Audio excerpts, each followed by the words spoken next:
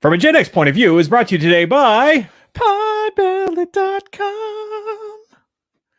Go to podbelly.com for all your podcasting needs. And if you're watching us on YouTube, you can look and see, hey, we got podbelly.com up on the screen.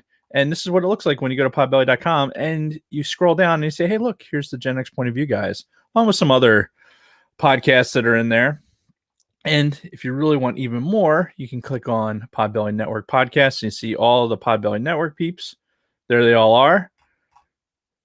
And if you really, really want to dig deep, you can go into the podcast directory and find podcasts like the All Things Star Wars podcast or the Used and Abused podcast. And or the Escape Pod that you just rolled right past. Did the Escape? Oh, they're still on there. Okay. So yeah. I know the Escape Pod was, they're working another angle right now. So indeed they are. They're still here on the podbelly.com. Go to podbelly.com for all your podcasting needs. Podbelly.com. And you will do it. Done. So, want to start off with a very big happy birthday today. We're recording this on February 8th. And the motherfucking master. Yes. The man, John Williams. 89 years young today. It should be a national fucking holiday. It should. It really should be. And until I was looking at the show notes, I didn't realize that it was his birthday today, if you can believe it. Yeah. He's actually like busy working. And I just happened to stumble across it on the Star Wars Instagram page. I was just scrolling through my feed, and what sucks is if I wasn't working from home and I actually like was at work where I would like, take a shit and go on my phone for like 15 minutes and look at Instagram and stuff, I would have saw it right away. Yeah. I think from this point forward, I'm just going to have to put John Williams' birthday into my phone. Right. Just be so it always alerts you statically. Like, all right, wife's birthday, wedding anniversary, John Williams' birthday. Got it. Don't worry about the kids' birthdays or anything. I remember those. But you don't remember your wife's birthday? Well, we got married on the same day. Of her birthday. So if I what a cop out. Look, dude, sometimes things just work themselves out naturally. All right, fair enough. So happy birthday, John Williams. Before we get into anything else, what are we talking about today on this show? Well, today, apparently, we're talking about a beloved NES title, The Legend of Zelda. Yes. Beloved by some, not necessarily by all. By most. By most, but it is, in fact, a classic NES title. Yes. So we're gonna Jason's gonna talk a lot about The Legend of Zelda, and Dave's gonna shit on it for probably about 45 minutes. So it's gonna be great. So you get a point counterpoint kind of approach to The Legend of Zelda. This is exactly what we need in this show. We need point counterpoint. But we have a lot of shit to get to before we get to that. So why is everything so jacked up over here? What were you doing? You don't want to know the debauchery that goes on in here. Oh my God. When you're not around. I just touched it. Gross. I think we sanitize everything. You do not. Okay, well, I can tell you it's sticky. Sticky. There's semen everywhere. Anyway, you threw me off. So on this day in history, so we like to do video or movie history, right? Music history. I decided, fuck it, let's do a video game history too, since we're talking about a video game title. So on this day, February 8th, in 1982, this might actually mean something to a lot of people. Walter Day releases the first Twin Galaxies National Scoreboard to the public, recording video game high scores. Have you ever seen the movie The King of Kong? No. It's a documentary about two guys that are kind of fighting over the high score of Donkey Kong. You know what? I've heard of this. Yeah. I haven't seen it, though. Yeah. Really, really fun little documentary. Apparently some of the facts were a little twisted, but it's Hollywood. They're going to do that. But Walter Day was a big part of that because he's the guy that for the longest time kept this Twin Galaxies National Scoreboard that tracked worldwide high scores for, it started with old arcade games, right? Back in the early arcade boom of the 80s. Right. Games like Pac-Man, Donkey Kong, Space Invaders, all of those. Because you had some hardcore guys that would fucking play a single game for fucking hours and they record their high score. And it's a huge thing, by the way, especially with retro games. High score tracking, speed runs, which we're going to talk about later as we get into Zelda. This is the thing that I really love the most about retro games at this point is some of the crazy shit that people are still doing all these years later. Mm-hmm. But yeah, on this day in 82, Walter Day and Twin Galaxies, which is pretty well known in the video game recording history, was released. So, very cool. Yeah, good shit. All right, we're gonna hop right into our weeks, and we're gonna start with the little football game that happened last night. By the way, if you're one of the people that listens to the show and you hate sports, you don't like football, skip ahead about 5 minutes because we had the Super Bowl last night. Right. And wow, it was not what I was expecting. Same. Pretty much the exact opposite of what I was expecting, quite frankly. Yeah. And Tampa Bay rolled in there and beat the shit out of the Chiefs. Like, yeah, they made it. They didn't cover the over. They didn't score a touchdown. Like the Chiefs, I don't know. Here's why I think the Chiefs lost. You ready? Number one that the Chiefs lost. Andy Reid is 0 for 2 now against Tom Brady in the Super Bowl. Yeah, that's true. So, and the Chiefs did not look like they didn't look like a team that could fucking pull one out of their ass almost within the first quarter. Like when you look at it and you hear Nance talking about like, oh, they haven't Tom Brady in Super Bowls never scored in the first quarter. Boom, they scored in the first quarter. Like yeah, and then they started setting it up, right? Yeah, it's like, oh man, this is going to get ugly. And I was on the Escape Pod guys halftime thing that they were doing, and I was like, look, Brady's going to throw a pick, and the Chiefs going to come back, score a touchdown in the third quarter. No, they couldn't do shit. Mahomes, there was a thing, I think it was posted in the cantina.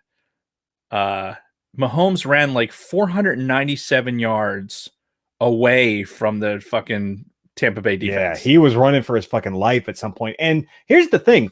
They mentioned, I think it was in like late third quarter, early fourth quarter, that he was kind of hobbling, right? Because he was having some foot problems. I noticed it in like the first quarter. I'm like, does anybody else not see Mahomes limping? Because the commentators never said shit. Yeah, I'm like, Mahomes is limping around, and we know he had that concussion a few weeks ago. Well, he's had this turf toe thing, right? He's going to have to get surgery on. Yeah, after the season's over. But yeah, you could tell like as the game wore on and he was forced to do all that running. I mean, if he could have just been in a pocket and found receivers and just made some tempo, then it would have been fine. But Tampa Bay never let him get comfortable. Yeah, and that was the thing. That's the thing that surprised me the most was that Tampa Bay defense. Going into this season, going into these playoffs, I did not expect much out of Tampa Bay. Didn't really know much about them. Hadn't heard anything. Never would have thought that their defense would have come out there and fucking punched Mahomes and the Chiefs in the fucking mouth and not let them score a single touchdown in the fucking Super Bowl. Yeah, listen, the Super Bowl was the Tom Brady show. I mean, obviously, like even leading into it, that was the talk of everything. The expectation was that we're going to have this quarterback battle. You have the young buck who can throw from any fucking angle. That one throw that he made where he was like perpendicular to, or parallel to the fucking ground, and he still managed to throw it like 25 yards. I mean, it's ridiculous. Yeah. The kid's super, super talented, and he's going back to the game, at some point. But this game, between him and Brady showed up and was like there was a level of intensity that Tom Brady had that I think surprised people. And you listen to the Chiefs, some of the Chiefs were surprised, at Brady's barking and everything else. They're like, wow, this is not a Tom Brady that we were expecting. And the dude went in there with a lot of intensity, and he fucking, listen, I'm fairly outspoken about, not liking Tom Brady. But I think I opened the door a little bit from when he went to Tampa Bay. He's like, you know what? If the dude can go and separate himself from fucking Belichick, and if he can get himself out of that system and fucking he takes his team to Super Bowl, the first Super Bowl on the home field, shows up and fucking and he dominated it. Yeah. I mean, he went out there and he proved that he was the guy who'd been there fucking 9 times before. 3 touchdowns, no picks. Yeah. Very few mistakes. It wasn't a huge game. It wasn't a huge offensive game, but he didn't need it. Yeah. The defense went out there and it did their fucking job. Yeah. And look, it's an amazing story. I mean, the guy, I would have said if he was still a Patriot and won another fucking Super Bowl, it just would have the angst and anger just would have developed into something that I could never palate. But the fact that he came out of the division, out of the fucking conference, goes to another team that was absolute dog shit with a brand new fucking coach and gets these guys together and makes them winners. I mean, it's got to say something. You got to take your hat off to the guy. I mean, yeah. So 2 things. First of all, Kristen has been dying for me to ask you. Right. How about Brady now? Like she's been wanting me to like bug you about this since last night. Like Tom Brady, as up until the point when Tom Brady is going to mess with my Eagles schedule, which Eagles aren't going to be relevant for another 5 years. So I doubt Tom Brady is still going to be playing in 5 years. But I said that 5 years ago. Yeah, no shit. Yeah. Like, and he said on the podium last night, is like, I'll be back. Yeah, like there was no question. It's like, no, we'll take some time to think about it. Like a lot of these quarterbacks do. No, he's like, we'll be back. No, we'll be back. So I mean, the motherfucker. Crazy. Listen, he found a fucking team. He was like, okay, I don't want to be in New England anymore. I want to go to Florida. Okay, cool. Tampa Bay is available. Awesome. TB. My whole brand is TB12. Yeah. The fucking everything works perfect. You know, Giselle's got her TB fucking t-shirt on and everything. And yeah, the dude goes down there and fucking wins them a Super Bowl. Hey. Yeah. You got it. Like the guys, Peyton Manning, you know, something that's kind of overlooked with as good as Brady has been over all this time, right? Peyton Manning was in that same playing against Tom Brady a lot of these times. Oh yeah. And you know, Brady or Manning gets in the Hall of Fame this class. Yeah, which was weird to see. Yeah, like has it been that long? He's been out of the league, but yeah. So Manning gets into the Hall of Fame, and Brady's still playing. It's amazing. Yeah. It really is. And yeah, I'm curious how long he actually can go. Now, the other thing I wanted to ask you is, let's say Belichick never takes the Patriots back to let's say the Super Bowl first. Maybe they make the playoffs once or twice for the rest of his tenure in New England. Like, does he just kind of go down as the biggest fraud at this point? Because now we know. No, the guy, I would love for that to happen. Because he didn't have a very stellar coaching career before New England. No. Well, I think, or basically without Tom Brady, they had even with Bledsoe in there, they had a system and they had a winning culture in that locker room. Yeah. So how do I agree with how they went about their business? No, but they fucking won Super Bowl. So what are you going to do? Yeah. I mean, honestly, what are you going to do? If you're the Eagles, you go and fucking beat them. You know, you lose to them once and you can turn around and beat them again the next opportunity you have. That's what you fucking do. That's how you prove it. But yeah, if Belichick could check his ego, then he would have realized that, like, you know what, with Tom gone, let me just go ahead and retire. I have nothing to prove in this town. But instead, he's like, okay, I do have something to prove. I can prove that I can do this without Tom Brady, you know, and not that first year. So it's definitely Tom Brady 1, Belichick 0. And there's something to be said too with they were talking about it last night. This is the most talented football team that Brady's been on. Like especially watching them, they were playing like one of the greatest teams I've ever seen. I mean, and Brady's, you know, he had Randy Moss on his team at one time and everything else, but he had elements on that team, but like guys like Mike Evans, fucking Gronk. Well, you know, dragging Gronk out of fucking retirement and going and doing that. Look, do they do it again next year? No, they don't. But the league's too competitive. But fuck, like he looked like he was in his prime last night. Yeah, he didn't look. He didn't look bad. But at the same time, he was almost never pressured either. So that was a big thing. Like if you give Tom Brady all the time in the world, he's going to make plays happen. Yeah, he got sacked once, I think. Yeah. Last night, and like you said, the Chiefs had a weakened defensive line. They talked a lot about that. How their tackles were all fucking, all those people were banged up and their lines were screwed up and they didn't necessarily have all their starters. But fucking Brady got in their head early. Yeah. He got in their head early and fucking did whatever the fuck he wanted. I mean, when he's John with Matthew, the taunting penalties and all the other shit. Oh, yeah. The penalties were huge. Yeah. And I loved how, by the way, like everybody was trying to make excuses, like, oh, the refs are throwing too many penalties. They're really hurting the Chiefs. I thought that the refs, if you had watched the NFC Championship game, they let those teams play. Yeah, there were very few flags, which I would rather see that in the Super Bowl than see a lot of flags. True, but I mean. None of those they weren't I'm not saying they were bad fouls. I'm just saying, like, some of the pass interference that was called and some other things in that NFC Championship game probably wouldn't have got called by that crew. But I can't stand there and say like that call right there was bullshit. Mm-hmm. I don't remember any call like that. And plus, I mean, granted, I don't have any investment. I have no emotional investment in the game. Right. So I was just watching it purely for the entertainment. But I don't remember there being a point where I can say like, oh yeah, that was definitely, that was a Brady call. Right. Because even the one time when they cost him a timeout, I thought Brady was going to talk him into fucking like, oh, they didn't reset the clock, and it ended up costing him a timeout. That'd have been fucking hilarious. I expected him to give it to Brady. Yeah. So, all right, enough football talk, and that kind of closes the door on football for the year until August timeframe when September when we start talking about the fantasy football league and everything else. So, everybody who hates the football discussions, here you go. Brief interlude sidebar on that. The commercials. What was your favorite? I barely watched the commercials, honestly. Though I did see a couple of those Paramount ones where you had the Beavis and Butthead and like some of those other characters. It's cool. That was kind of cool. Yeah, I got yelled at for doing the voices.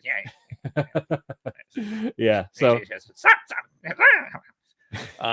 Yeah. So those were pretty cool. But I mean, I was trying to like get my shit ready for work the next day. I was kind of making dinner for the kids because Kristen was gone for the first quarter of the game. Wow.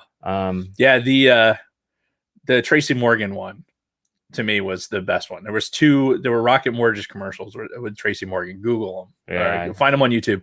They're actually pretty fucking funny. I love the Tracy Morgan's fucking hilarious as it is, and the commercials were just right to take advantage of his humor. Nice. Welcome home, Lunar Girl. So, now on to my week. Yes. I mentioned last week, I teased. I just tickled the balls a little bit with something physical that I had in my possession that I wanted you to see this week. So, something we talked about, and I pulled the trigger, and I'm just going to hand this over and let you take a look. Shut the fuck up. Look at these guys. Oh, they're the McDonald's Transformers. Yes. So we talked about it during our Transformers episode, how McDonald's did a series of McDonald's Transformers. God, these are awesome. Here, hand me a couple of them. Here. So I can show the YouTube audience. So this just looks like a normal Egg McMuffin, right? Right? No. Boom. Little robot guy. Yep. Here's the chicken nuggets. Yep. Little chicken nuggies.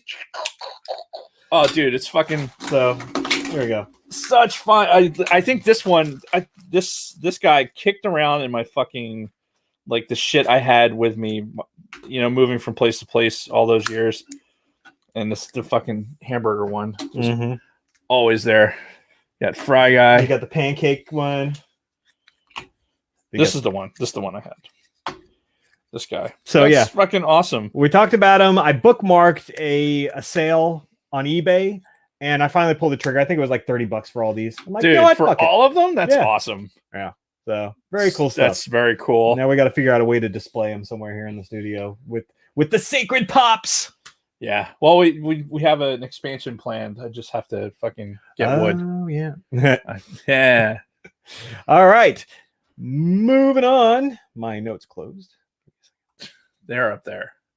As you told me earlier, they're up there. So, okay, another big thing we talked about last week were my appointments that I had yesterday. My COVID shot and my waxing. So, we got another snowstorm blow through yesterday. Kind of developed over the last couple of days of the week, and they're like, yeah, you're getting some more snow on Sunday. So it's like, well, fuck. We immediately got a notification that the COVID shots were moved to today.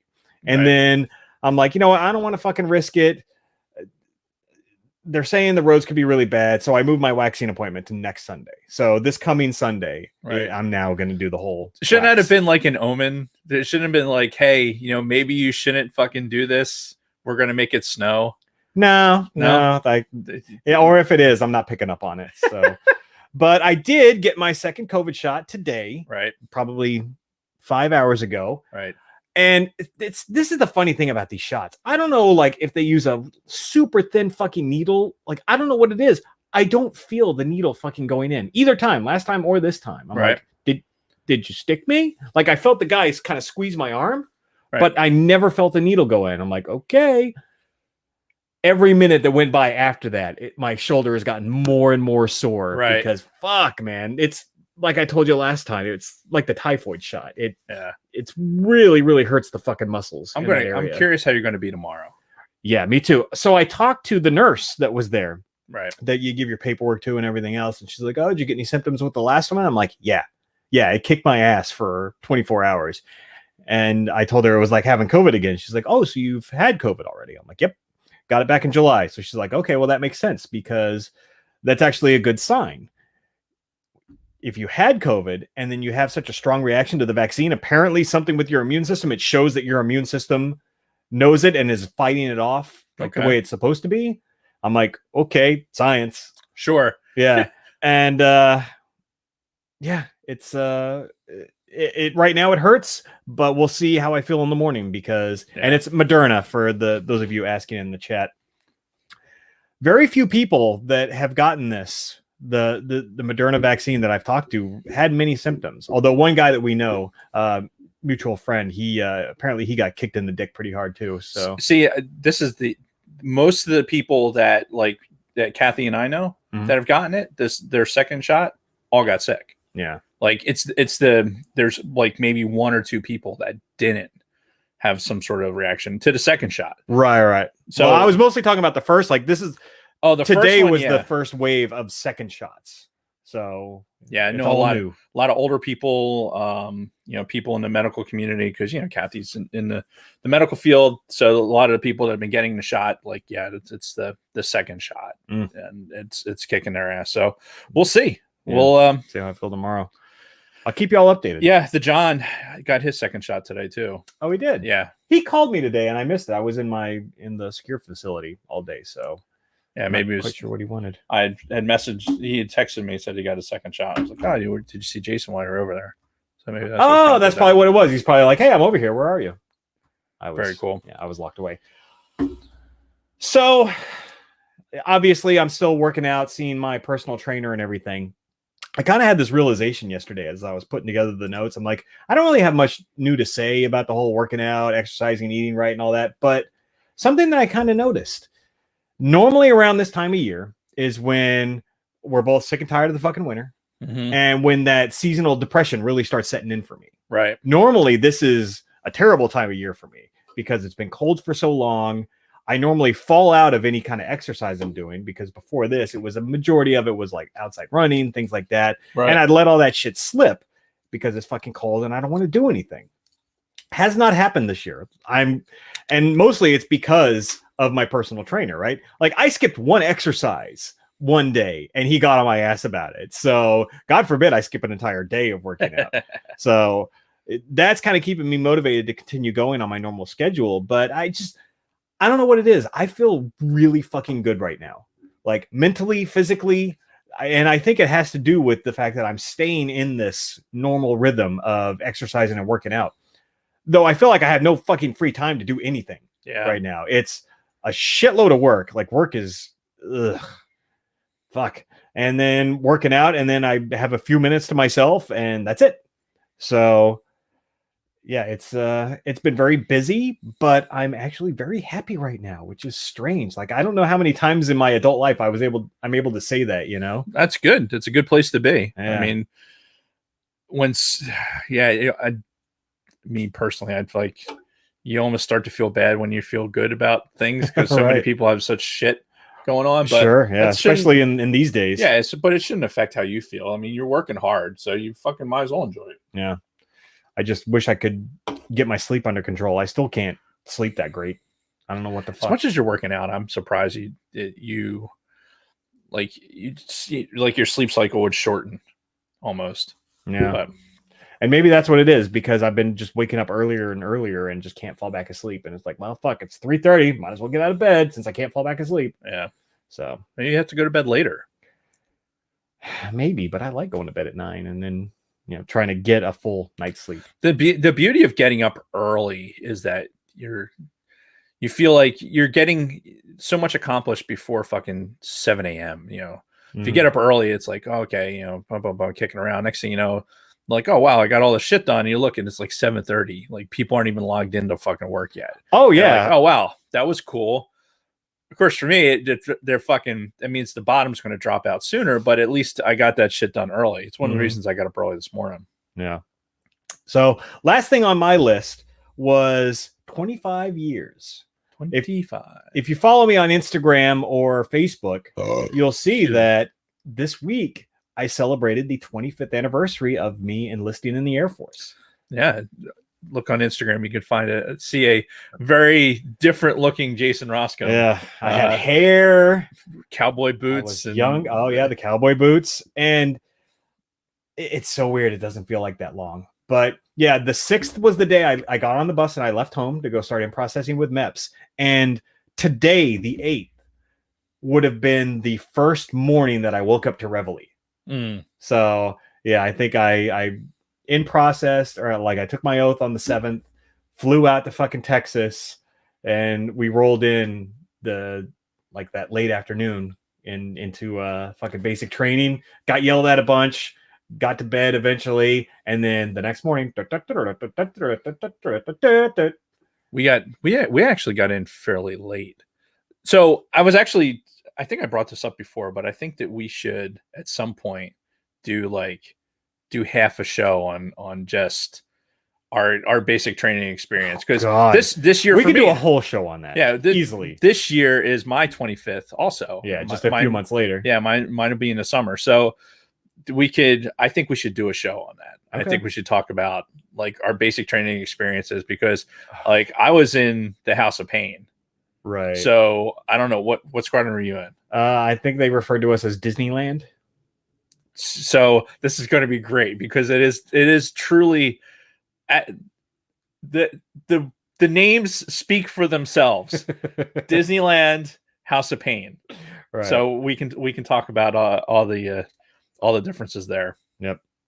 You know what? I think there's a lot of veterans that listen to us who would all like, I know like the Shotgun Marks and Tom Jensen's and those guys that are not Air Force are probably going to bust our balls for of course. Whatever. But we just because you made poor life choices doesn't mean that you should you go ahead and be jealous of ours. Yeah. And speaking of Shotgun Mark, he's in the chat. He asked how I like my trainer, and the dude's great. Yeah. Dude's like fucking super jacked. He's like really against any kind of performance enhancing stuff, and he's about doing it naturally. Oh, so. Damn. I was hoping for an HGH guy. Yeah, no, I need to. Well, when I retire, I need to get that HGH like IV drip, you know? So just like constantly refueling the body. Jamming in my toes. So anyway, that was my week. What about you? So I have the anti-working out feel good week. Listen, so we had the snow. I got a shout out to my wife, Kathleen. This shit show that has been my knees. Like I've had a lot of issues walking. Like Saturday was the first morning I woke up and I felt like I could actually get to the bathroom without like a controlled fall. Mm-hmm. The knee pain's just been so intense.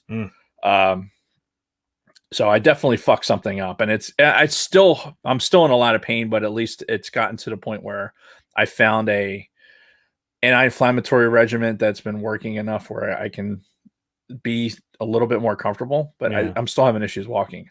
So when the snow and all that shit came, I'm like, I was in no shape to do anything. So Kathy went out, she fucking shoveled, partially I think because she was bored, but she went out and shoveled and cleaned off cars and did shit like that. And the dryer broke like it does. So she went out and fucking, went to Home Depot or Lowe's or wherever I got the dryer from and procured a dryer, which is getting delivered this week, which by the way, how fucking annoying is it in the wintertime to not have a dryer?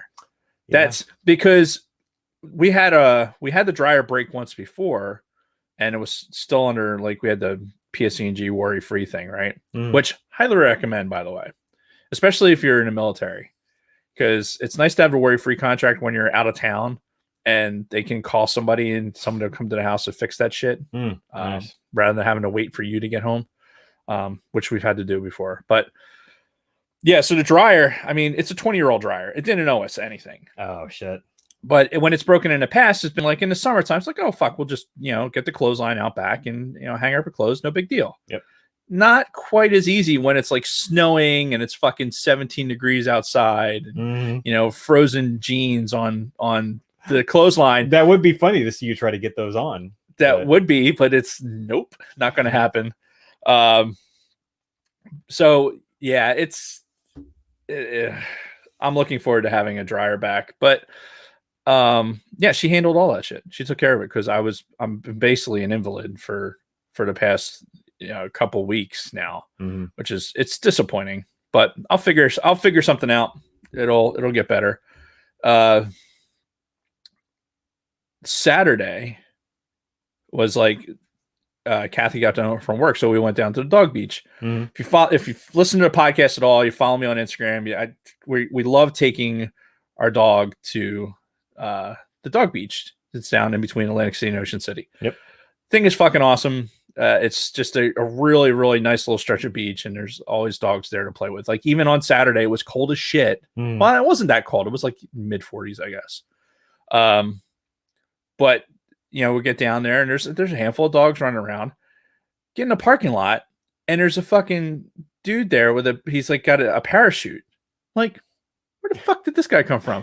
And as we were walking closer, you could tell he's got the engine pack on his back. I'm like, holy fuck, that's a paraglider. Yeah. And so I started taking pictures.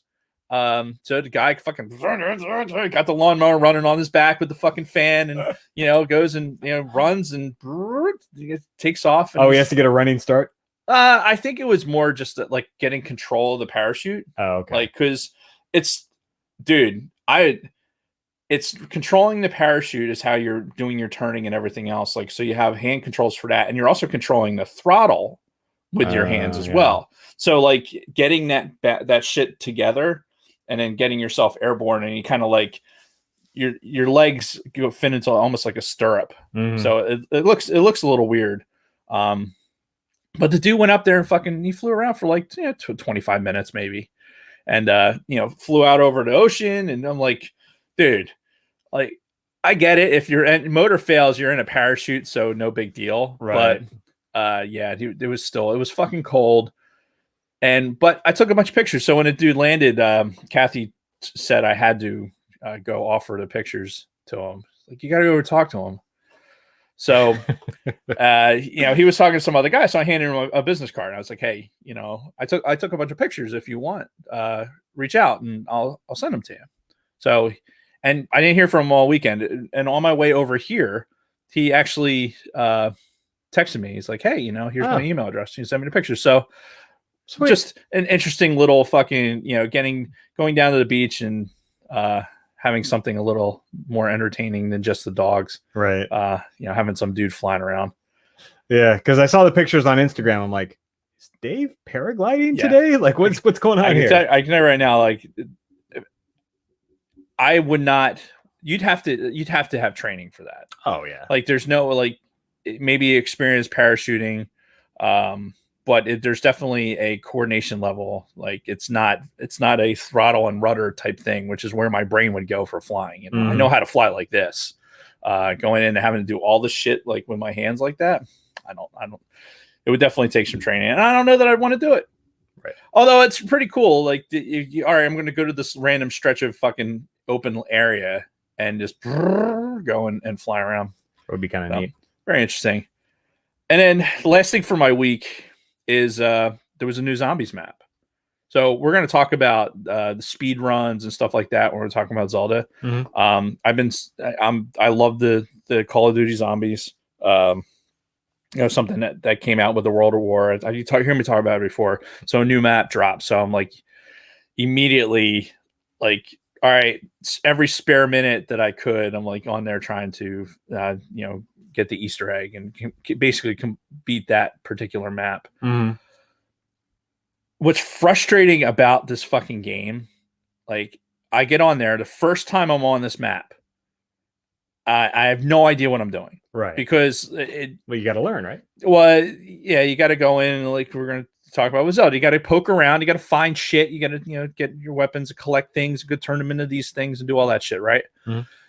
But had been out, so it was so new that there wasn't anybody else that had done it yet. So I had no idea what I was supposed to get. So I'm like, it's like remind me of Wolfenstein. Remember when you were playing Wolfenstein, you had kind of like go against a wall.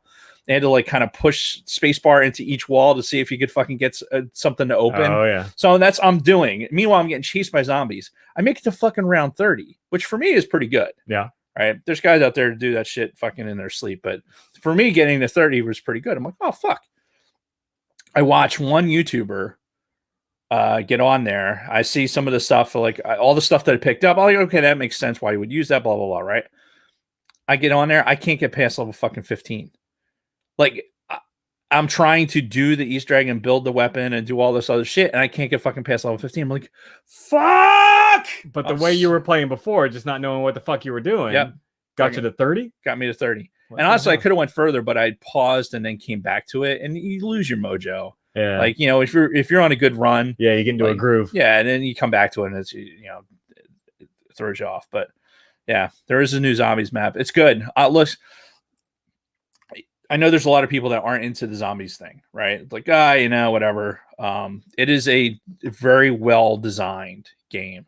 Like, well, yeah, because they've been doing it for fucking over a decade now, right? Yeah. With pretty much every Call of Duty release, right? Yeah, World at War was the first one. So however old that is. Yeah. It might be even older. It's like 13 years. I think 2008. Well, because I remember like you and our friend the John having a PS2 set up in the security office playing that game. And oh, yeah. This was years ago. This was like 2010 kind of time frame. I think the original Zombies was in 2008, and we... like that was, you know, when John would stay at the house when he was still living in Florida, like that was, we'd play zombies, drink bourbon and play zombies. So it's a lot of fun. I highly recommend it. It's the only reason I spent $60 on a Black Ops game. Right. But yeah, it's totally worth it. Sweet. But that's it. All right. With that, I think we actually do need to take a break. I gotta kind of piss. Do you? Yeah, even though I'm not drinking. You haven't imbibed any fluid. I've taken a couple drinks of water, but I drink a lot of water throughout the day. Which, by the way, before we take the break, dude, I love not drinking.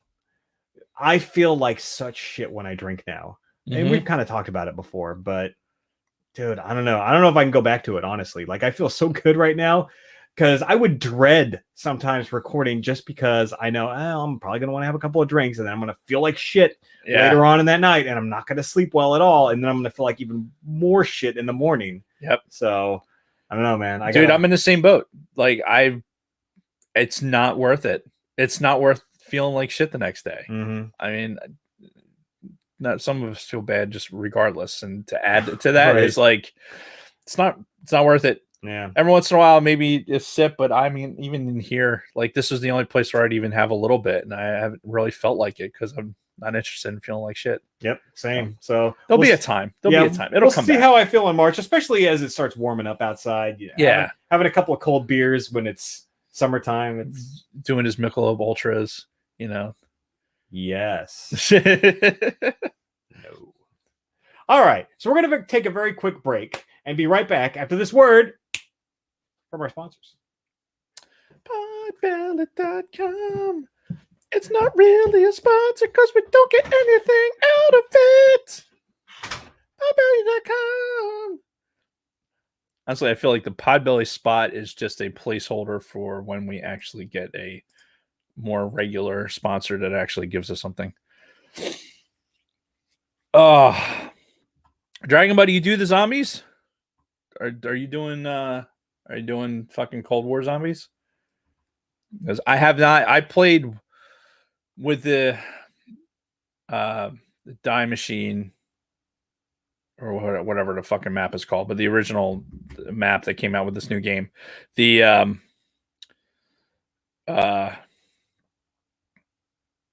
I think I played online twice with that game, and like I learned a lot because I learned where things were that I didn't know where they were. So it was cool, but you know, for people that I don't have any chemistry at all with, it was very like, ugh. It was really fucking annoying. Haven't bought Cold War yet. I only buy it for the zombies. Yeah, dude, I highly recommend this zombies game. Is actually because there's a couple iterations like Black Ops 3, Black Ops 4 that weren't that good. Right? The playability just wasn't there. So I didn't nearly get into it as much as like when this Zombies came out, like that fucking map kicked ass. Like it was back to what made Zombies fun. And then it's just free loaded content with this next map, and then they're just going to expand on it. It's going to be just as good. It's nice. It's very nice. All right, we're ready to get back to it. Yes. All right. Let me get my notes back up. All right, give me a countdown and we'll get rolling. Give me a countdown. He sings everything. Kristen asked me actually the other day. She's like, "Why does Dave just randomly start singing things?" I'm like, "It's what he does. It keeps the voice in my head quiet." And now.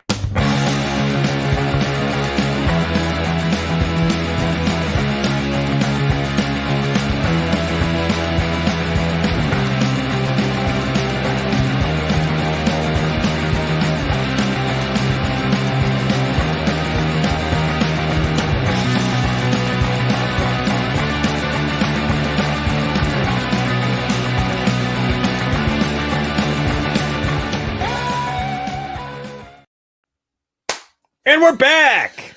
So, Legend of Zelda, Nintendo Entertainment System. Right.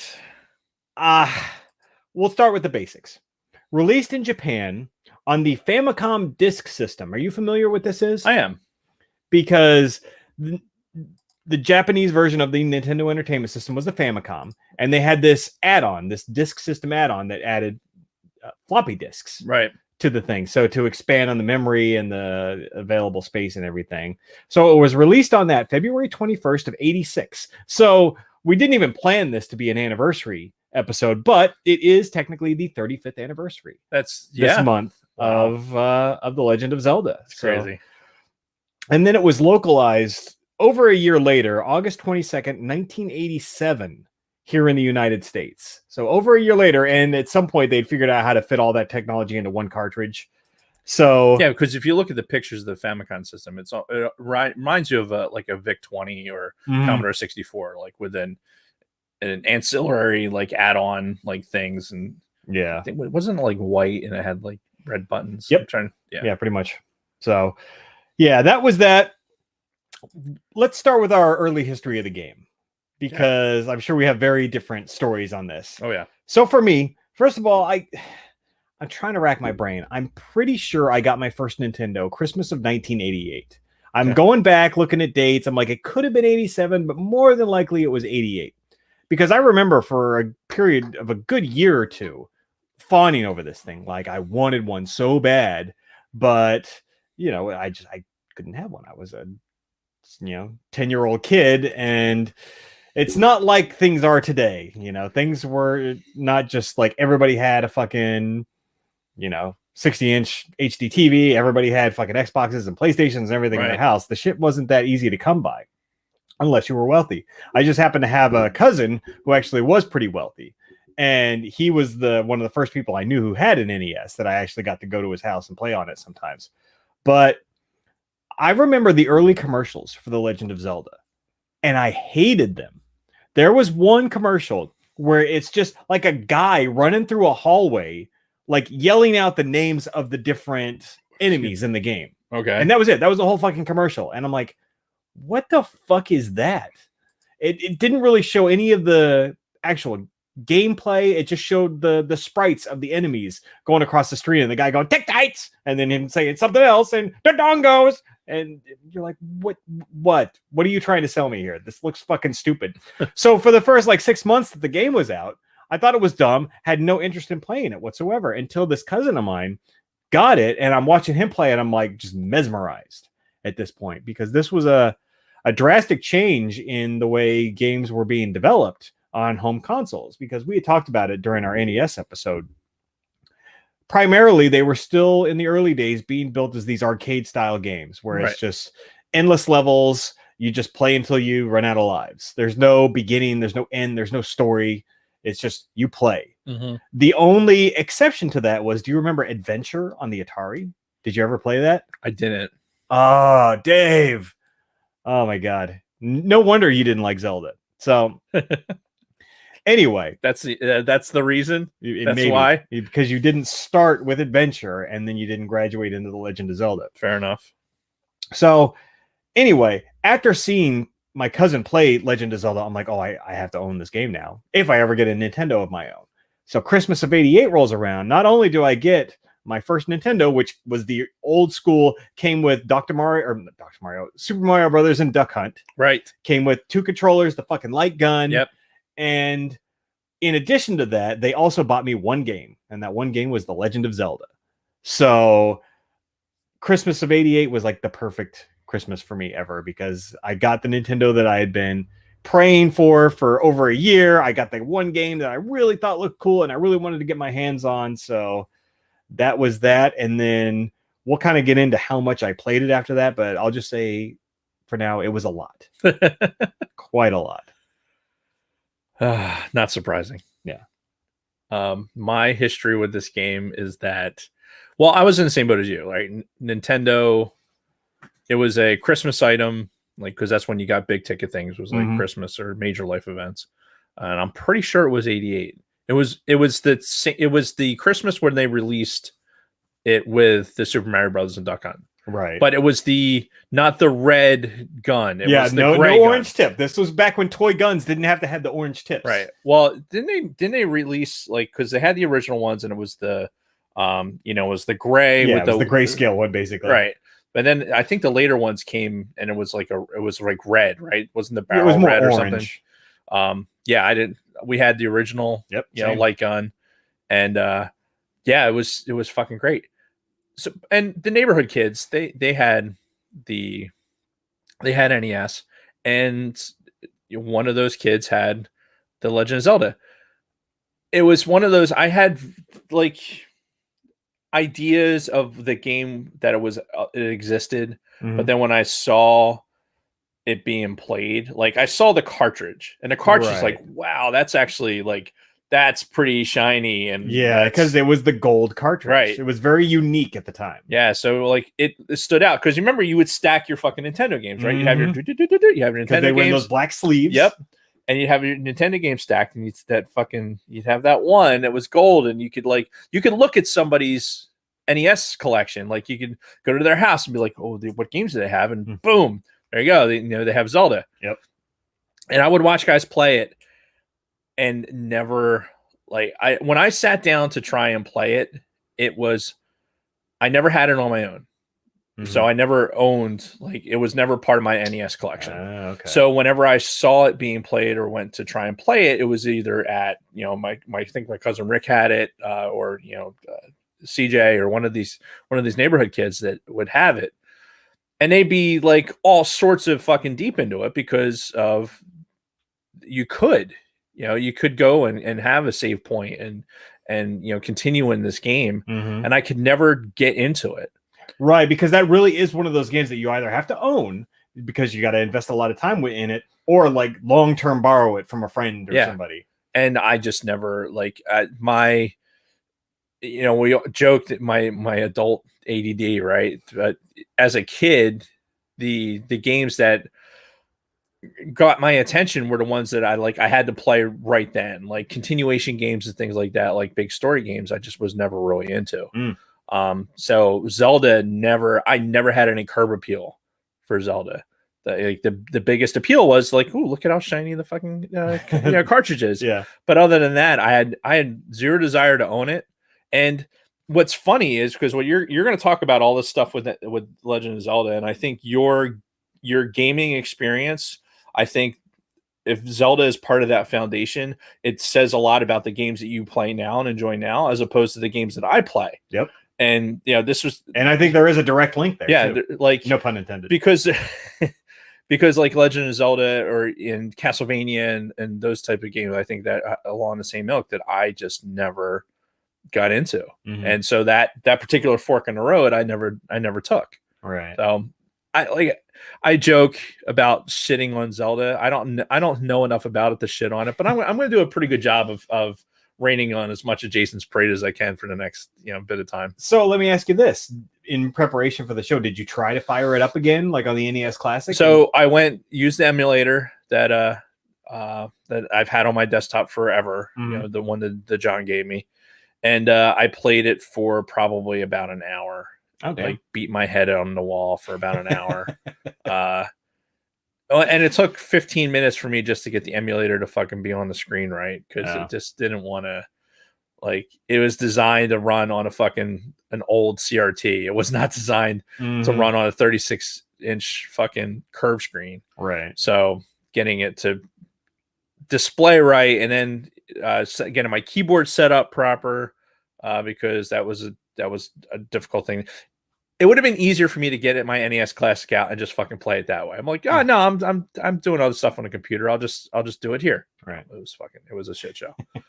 So I did play it. I walked into some caves. Did you play through the first dungeon at least, or the level 1?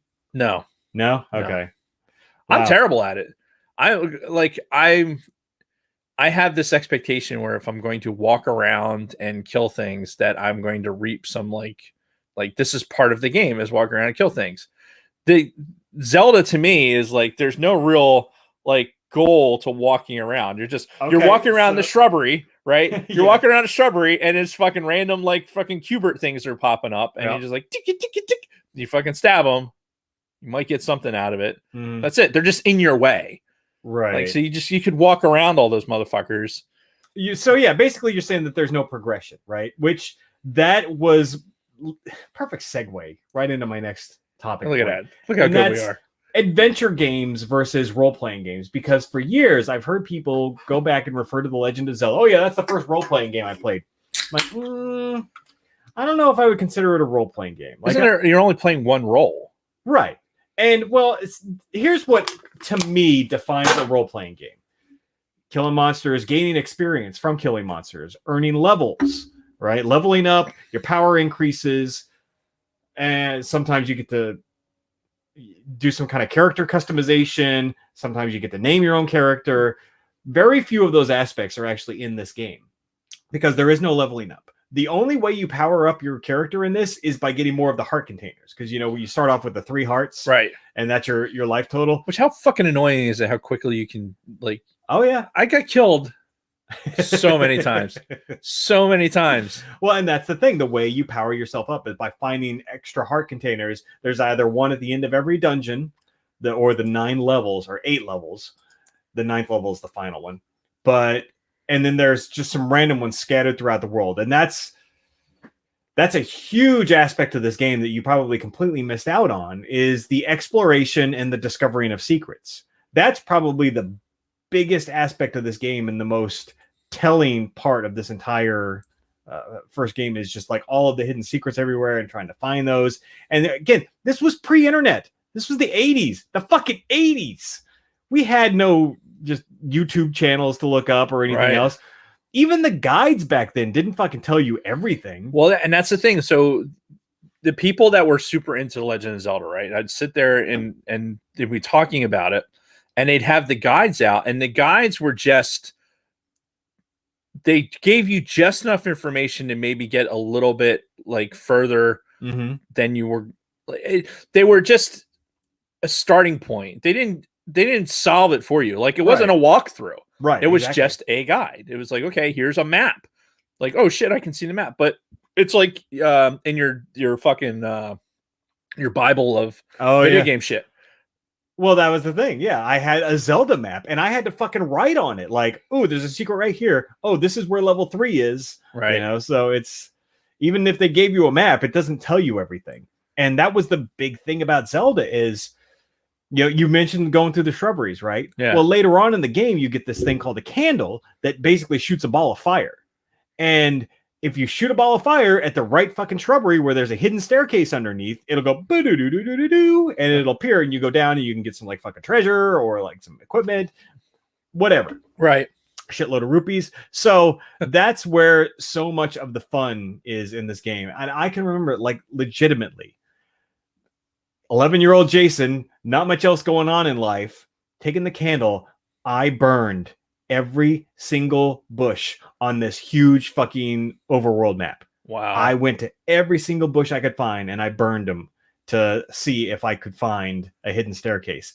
I went to every fucking wall where you also get the bombs early on in the game, where if you place the bomb at the right certain spot, it'll open up a cave, and you go in there and you can get some like treasures and stuff. So I bombed every fucking square that could potentially hide a secret cave throughout this entire map. I burned every fucking bush. I tried to push every rock because later on you get the gauntlet, which allows you to push rocks. So, and that's the thing. Like, as you progress throughout the game, you get items that let you do more and more, and either open up new areas, go find the next dungeon. So it's really a lot of exploration and not as much puzzle solving. The puzzle solving didn't come until later games in the series, but just a lot of exploration and a lot of secret finding. Yeah, and that's the thing. Like, if you didn't own the game, it'd be really, really hard to fucking spend enough time to really get into it and do that level of discovery or anything else. Yeah, and or you'd have to have friends who also had it, and they'd be like, "Oh, make sure you bomb this place on this rock because it's a secret cave where you get a heart container." Yeah, yeah, I never had that chance. Yeah. So, but for me, going back to the whole adventure game versus role-playing game, I don't consider this a role-playing game. I know a lot of people they'll die on that fucking hill. It's a role-playing game because of blah, blah, blah, blah, blah. No, it's an adventure game, much like the game Adventure on the Atari 2600, which Dave has also not played. Which, again, I'm more disappointed about that than I am about Zelda, I gotta say. You're talking to somebody who didn't own an Atari. I didn't either, but I played the shit out of it because I knew somebody who owned one. Yeah, my best Rick, friend. Did you have Adventure? He's in the chat. I would have played it then. Look, I am a very, very basic gamer. I am a basic white girl gamer. All right, and like when it comes to a lot of the shit, and you like Call of Duty. Well, we'll get to. I see there's some shit at the end, and we'll talk about what games that Dave's into. But like, yeah, I am a very basic gamer. Like, Pac-Man still excites me. Yeah. Okay. If that tells you anything. Right. And that's, again, very different style of game. So some of the other gameplay aspects, I talked about the levels. They weren't called dungeons for whatever reason, but they're fucking dungeons. And they were modeled after early PC RPGs in Japan. They, it was based on some RPG elements, and the dungeons are definitely inspired by that. Anyway, the dungeons were definitely inspired by that, but for some reason they called them levels. I don't know if that was like a bad Japanese translation or something, but there's 9 total levels, which are the dungeons, which that's the core of the gameplay, is you have to progress through all 9 of these to beat the game, because for the first 8, you're picking up pieces of the Triforce. And then once you have all the pieces, you go to the 9th one and you're like, Ganon, you're an asshole. And you go find him and you kill him. So... But between those, the secondary items is a big thing, like I talked about. You get the candle, you get the bombs, the boomerang. You're finding these as you're progressing through all of the dungeons and the levels as well. And then, of course, all of the secret hidden items. But again, all of this is just completely lost on you, isn't it? No, because remember what I said. I watched people play it. Like, I saw people beat it. I saw people get the gauntlets and go through those things, and you'd sit there and it's obviously not very exciting watching somebody else play it. Sure. But when back in those days with the NES, you could go to a friend's house and be like, hey, we're going to play this game. And like you'd sit there and bullshit and fucking look at guides, and they'd play a particular game. Yeah. And that just was how you hung out. And you bring up a good point too, because most of the games up to this point, even on the NES, they had some multiplayer aspect. Right. Even the original Super Mario Brothers, you could had Mario and Luigi. When fucking Mario would die, Luigi would take over. Yep, exactly. Zelda didn't have that. Zelda was strictly a single player game from start to finish. So there was no multiplayer aspect, which I guess, yeah, I could see that if you're in an environment where you're always playing multiplayer games. Yeah. Then... And that's what it was. But I still was in the room when people would do things with Zelda and be like, oh wow, that was significant because they're all excited. Right. So I definitely remember those particular aspects of the game. It's just not something I actually drove, myself. So I'm not ignorant of it. I'm just it just wasn't my cup of tea. Yeah, and I mean the game got progressively harder and harder as you went along, and yeah, it was challenging because, like you said, it does require a level of reflexes, and it's not the most user-friendly controls, I guess. It's not like a modern game where you can move in 360 degrees and everything else. It's like you have to be facing in a specific direction when you hit the button, and there are no angled attacks unless you're using the boomerang. But when you're swinging your sword, you either have to swing it that way or swing it that way. Yeah, there is, like, especially trying to play it on a keyboard when you've never played it on a keyboard before. It does make it a little extra challenging, but it's two-dimensional in a way that, because it's flat and you're looking down on it, like you have the full compass rose, whereas in a game like Mario, you're running left or running right, and running and jumping. That's it. You're on basically a stationary screen that's scrolling past you as you go by, as opposed to these elements where you can go in all four compass directions and you have to attack in those things, which is why I died so many fucking times. I'm like, oh, I'm stab as I'm stabbing the wrong direction and get fucking killed by the little Cubert looking fucking things. Yeah. Another cool thing that they did with this game, very similar to what they did with the Super Mario Brothers, but kind of on another level, was they had a second adventure. After you finish the core game, you beat the game, a new version of the game unlocks. Because like in Super Mario Brothers, you beat it and then you can keep going, but now like all the turtles have changed to those black beetle mobs. Well, it's something akin to that. It's a lot harder and everything is all fucking mixed up. Like all the secrets are in different places, all the dungeons are in different places. So it's really, really neat the way they did the B quest in Zelda. And yeah, I remember it being really fucking difficult, but it was a lot of fun because you're doing everything again. It's like the same controls, the same gameplay, but everything is different now. You essentially getting two games for one. Yeah, pretty much. And you don't ever see that anymore. No. So not really. The games aren't designed that way because they won't make any money. Yeah, that's true. Yeah, that'll be DLC. Yeah, exactly. Yeah, how much are they going to make you pay for that? Yep. So wanted to throw out some fun facts on this.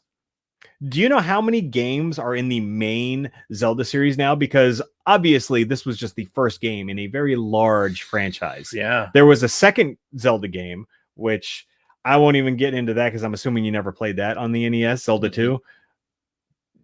Huge departure from the way the first one was designed, but also very successful, and it was very fun for me. But yeah, there have been Zelda games on every fucking system since. I'm going to say 9.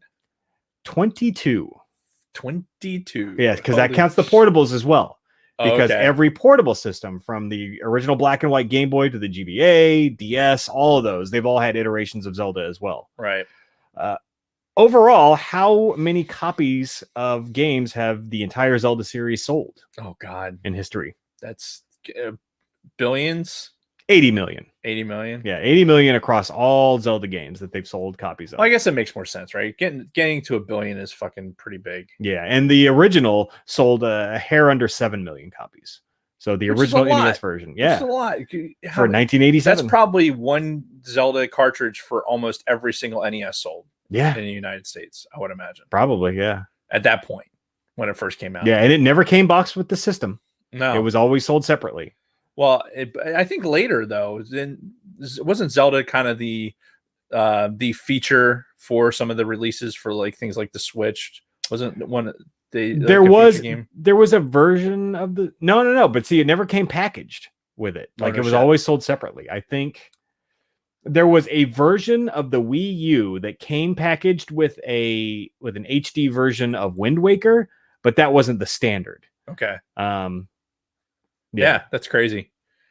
22 games versions in the series. Wow. Yeah, over the years.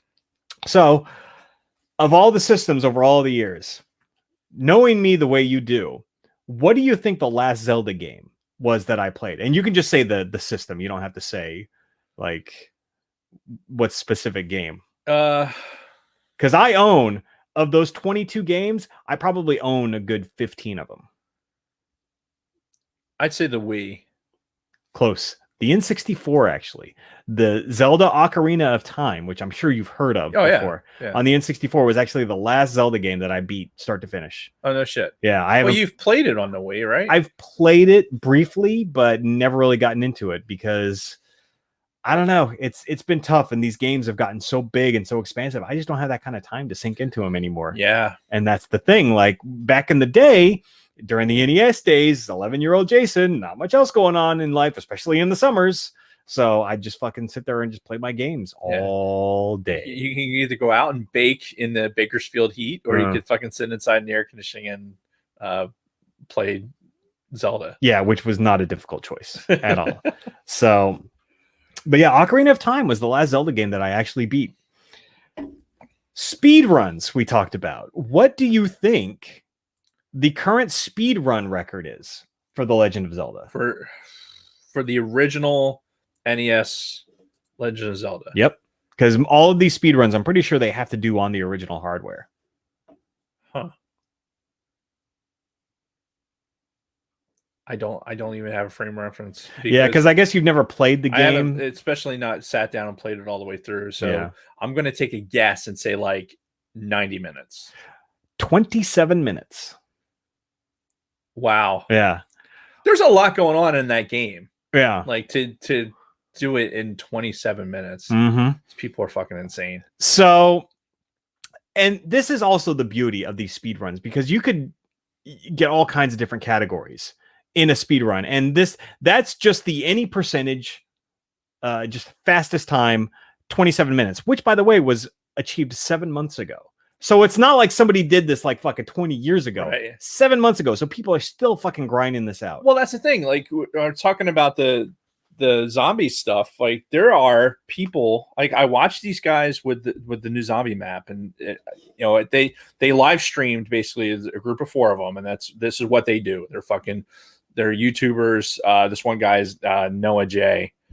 He has his like a zombie channel that he has, and he has like a Pokemon channel where he does like Pokemon unboxings and shit like that. Like he's super big into the Pokemon thing. Yeah.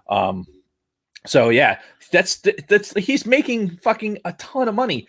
You have these YouTube streams that you go on and you can fucking become members or whatever, and I'm watching them play for fucking 2 hours while I'm playing zombies. I kind of have it on in the background just to like kind of just to watch and see if they come up with anything that's like cosmic.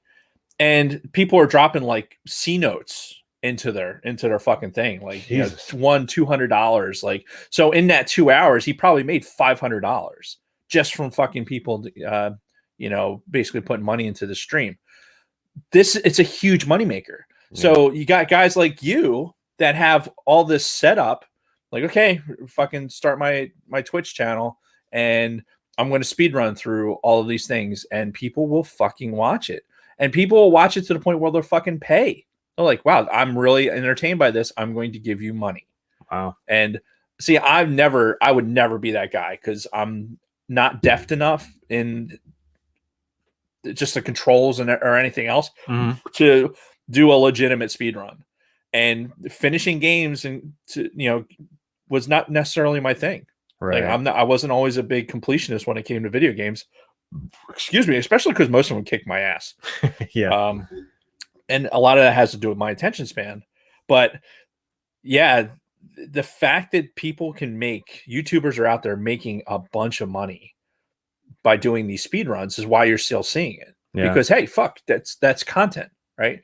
Hey, they're a content creator now. They're doing these speed runs, and fucking people are throwing money at them because, like, yeah, I'm watching you do a speed run. And now that guy, somebody else is going to go, like, you know what? I bet you I can do it faster. And I'll fucking go and I'll try it. So there's another category on here, the 100% category, where I'm assuming this means find every secret and unlock everything and then finish the game.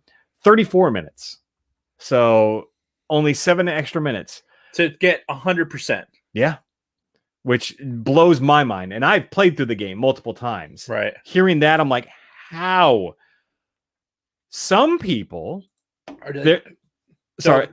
This is straight regular hardware, no clocking, no overclocking, nothing like that. Yeah, because that's pretty much the only way it can be legit is if you do it on an original console with an original cartridge. People beat the game swordless, which means they won't ever pick up a sword. When you first start on the fucking game and you go into that first game, swordless. 32 minutes. Shut up. Yeah. Dude, I couldn't make it through the first fucking, walking into the next map on the other side without a fucking sword. Mm-hmm. The second question, the B quest that I talked about, the speedrun record for that, 31 minutes. And that was just set 4 months ago. That's crazy. So that just shows you how active this competitive scene is. Yeah. Well, listen, it is a iconic game for just the industry. Right. It's Legend of Zelda is one of those that people are saying that they need a Twitch stream. I have a Twitch stream. I just don't use it. Yeah, so do I. Yeah. And so does All Things Star Wars does. I should start doing Twitch streams for my zombies shit. Because make a Gen X POV Twitch channel and do it from there. There you go. Yeah, I'll work on that. Oh, you know what? I tried. It kept telling me to fuck myself because I was using the Gen X POV. Anyway, sorry, was cleaning cat puke. What? I fucking completely lost my train of thought. We were talking about the speedruns, Twitch channels. Oh yeah. No, I was talking about Zelda being basically one of those iconic. Oh yeah. Case in point, people that you don't think are gamers that play Zelda.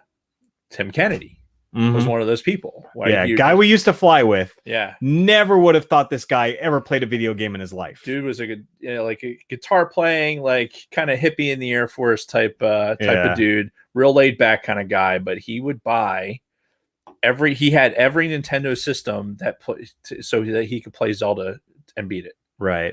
Which, it makes sense because he wasn't that much older than us, right? Maybe just a couple of years. So he'd have been probably 15, 16, maybe around this time. Yeah. So, but yeah, and you mentioned iconic. It launched this mega franchise that we were talking about before the show. Nintendo, at the end of the day, they've got a good 4 or 5 solid franchises that they've basically put all of their fucking eggs in those baskets between Mario, Zelda, Pokemon, Metroid to an extent. What's the fucking fighting game that everybody plays with all the Nintendo characters? Smash Brothers. Oh, Smash Brothers, yeah. Yeah, so the very few... It's almost a Mario base. True. Game. Well, yeah, it's all of their characters. But anyway, so... And Zelda is one of the cornerstones of that. There are new Zelda games with every new console, no matter what. You can always guarantee there's always going to be a Mario game. There's always going to be a Zelda game. Right. There's not necessarily always a Metroid game. There's not necessarily always, a Pokemon game. But there will always be a Mario and a Zelda. And for me, I like the Zelda games more than the Mario games. If we go back and if we were to rank our favorite NES games, Zelda would be higher than Mario for me. Didn't we do that in our NES episode? I think we did, actually. Yeah, I got to go back, reference my list and make sure I'm not full of shit. But yeah, no, the Zelda games are great. Absolutely great. I can't say enough about them. And in doing research for the show, first of all, I fired up my NES Classic on my big 60-inch TV in the bedroom. Right. This probably isn't meant to be played on a 60-inch. But because you get these small little sprites and all blown up, it's like, ugh. What is this, Minecraft? Yeah, well, yeah, it's 8-bit, right? So, yeah. And but I played it on there for a while, and apparently I'm fucking retarded because I don't know how to use the save function in the NES Classic, because I know you're supposed to hit the reset button, but I thought that saved your progress. It was like a save state, but it didn't do it. So I hit that. It took me back to the menu. I'm like, okay. Then I went back into Zelda and all my progress was gone. I'm like, fuck. I was playing for well over an hour. Got through the first 3 levels and lost all my progress. But I also have it on the 3DS. So I have a 3DS and it's got the NES Classics on there that you can buy and download for $4 or something like that. And obviously I bought Zelda when I first got it. Right. That was a no-brainer. So I fired it up on there and played that for a while. I'm like, oh, this is a good way to play it. And now I kind of want to go in and finish the game. So, like, playing it for even just a couple of hours in leading up to the show, I'm like, fuck, I remember how much I loved this, and I want to go back and I want to play through it all the way Have again. you thought about a speed run? Oh, I've always thought about doing speed runs, but that kind of stuff takes time, you know, because Yeah. it's not like, oh yeah, I'll spend 27 minutes and I'll attempt a speed run. No, that's not how it works. You have to do it over and over and over again and cut off milliseconds. Yeah. Like literally watching somebody do a Super Mario Brothers speed run. Like it's literally a matter of milliseconds from one record to another. One bad, if you don't hit a fucking block at exactly the right spot on the block to break it to get to the next part, then you lost already. Yeah. Like it's so Nat's ass. I've watched some of those. Yeah. Now, sidebar, the one game that I actually did attempt to do some speed runs on, and I actually got pretty close to the record. This was in 2004 or 5, the Resident Evil remake for the GameCube. Okay. So and again, this was still the semi-infancy of the internet. So I was reading a video game magazine. I think it was like a Nintendo-based magazine that was talking about this game. And in the back, it had a picture. It's like, this guy just won the record for the completing the game in the fastest time. And it was like, I don't know, 53 minutes or something. I'm like, that. Fuck, I could do that. So over the course of about a week, I played the Resident Evil remake on the GameCube over and over again, just like skipping all the zombies, just immediately running from objective to objective. And I think I got my time down to like 1:15, something like that. Wow. So I got pretty close. Yeah, but it's the repetition. Yeah. Like it's that constant repetition. Now like today's games, because you can watch other people do it. So you, like, you know, you get a particular strat, and like, okay, this speed run uses this strat, right? So then, you know, referring specifically to the zombie stuff, because that's what I'm playing. You have different strats will get you to the end state that much quicker. Like, oh well, now there's a new strat. Like, all right, now we're going to try. There's a speed run with this strat that's now the record. There's a website just dedicated to validating people's speed runs and you know, quickest to the Easter eggs and shit like that. So they're constantly, but they're doing it live. Like, okay. Ooh, that's a lot of pressure. Like this dude Noah, he gets on there. He's like, okay, today I'm doing the fucking like the one of the streams I was on, like watching him live, was he was like, I'm going to 100. I'm going to level 100, you know, blah blah blah blah. So like, and he's doing it, and the fucking like the game glitches out. So you see like it was some fucking. He made it to around 100. He made it past that, and suddenly the fucking game like fucking glitched on him.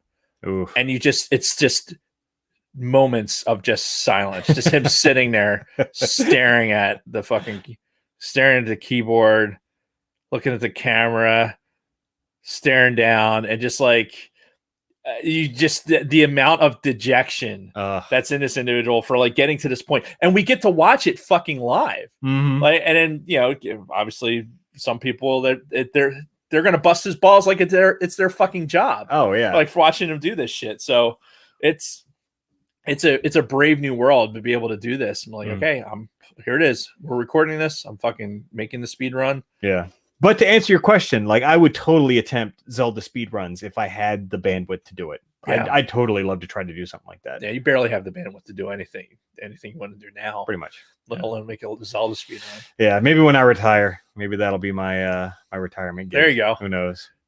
So moving on, we talked about like what was Dave's Zelda back in the day. So while people like me were engrossing ourselves in Zelda in 1988, like what was that game for you? If it wasn't a game like The Legend of Zelda, it was Mario Brothers. It was Super Mario Brothers. But like, that didn't eventually get old. Like, you know, I went from Super Mario Brothers to the Game Boy. So I only had a handful of games, right? I had Excite Bike. I had Excite Bike. I had, you know, played the shit out of that. I had Super Mario Brothers. You got to remember too, like I had a TV in my room. Like at that age, I probably didn't have the color TV yet, or I was just getting into the color TV. So having the little 13-inch television in my room, I wasn't really allowed to have a TV in my room. at that point. It wasn't until later. So the NES was hooked up to the main TV in the house. So okay. My video game time was very regimented. It's like you're going to get from here to here to play. Like because hey, this is coming on, or Jeopardy's coming on, or your father's coming home, or something like that. Yeah. So my time allowance for the video game was based on whatever was going on. Like if somebody wanted to watch TV, they can't watch TV because I'm playing video games, right? My sisters couldn't watch a movie because I was playing a video game. So a game like Mario, where I could get on there and play go as far as I could, within that time constraint. And if I came off and many times somebody coming over and hitting the power button on me, then whatever, it is what it is.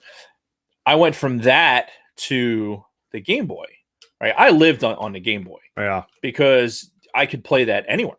I'd fucking sneak it into church and play in the back of church, and I had I had Tetris, which I was super into, but oh hell yeah, Super Mario Land, that's probably the one of the games that I know Super Mario Brothers and Super Mario Land well enough where I could probably put together a clean run at it. Speed probably not, but if I like the Super Mario Land game, I didn't have the cartridge. I couldn't find it, so I ended up having to buy it off of eBay. So I have the cartridge, and when I got it, I didn't play it on my original Game Boy because it's got an issue with the select button where it won't. Plus, they take 4 AA's. Yeah, so I have it on my blue. It was the GBA, just the colored case was a little bit smaller. Yep. So was it the flip one? No, okay. This is before the flip one. Okay, yeah, that's what I still have is the Game Boy Advance Lite. I think it's called, the flip.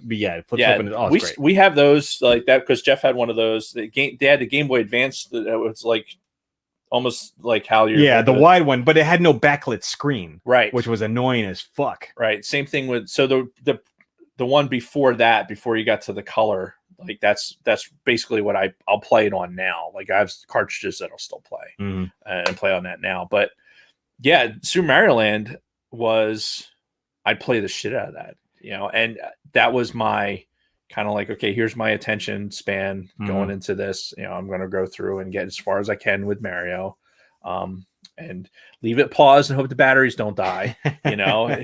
Yeah, because even the Mario Land, I remember, did not have any kind of save state.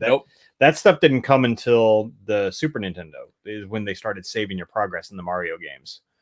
So yeah, but it's funny too because I played Mario Land on the Game Boy. I played through it one time back in probably 90, 91, whenever that came out. Right. Because a buddy of mine had it. I had a Game Boy, but I didn't have the game. So he loaned it to me. I beat it probably over a weekend. Never touched it since.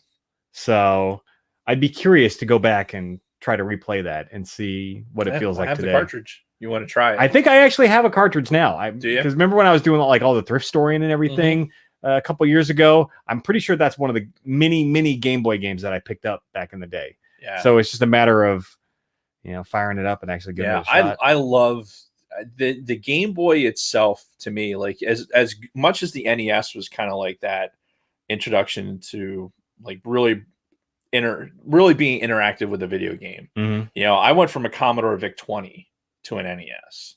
If that tells you anything. Yeah. Like, and the VIC-20 had cassettes that you put in. Snackman was the game of choice, and obviously it was a version of Pac-Man. So those were, playing that, playing Pac-Man at the Pizza Hut, type thing. Excuse me, those were my games. And the NES was awesome, but again, sharing the screen with everyone else in the house, that wasn't really the idea. And then when I graduated middle school, going into high school, it was in 1990 when I got my Game Boy. And that summer, with that first summer with my Game Boy, holy shit. Yeah.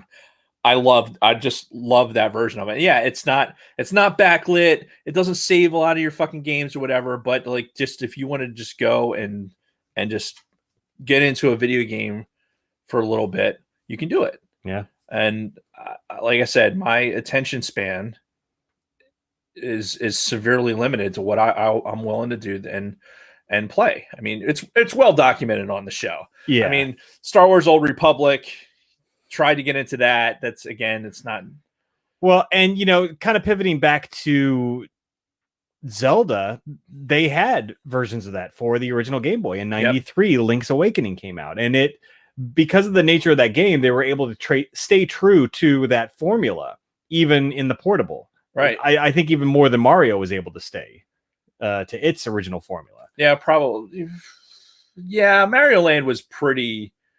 Mario Land was almost a carbon copy of Super Mario Brothers. Almost, I mean, but it had a weird feel. At least from what I remember, it had a weird feel to it. It didn't feel like the original, but either way. And like we said before, there have been 22 iterations of The Legend of Zelda over the years, and they're still making them. My son is huge into that new one for the Switch, the Breath of the Wild.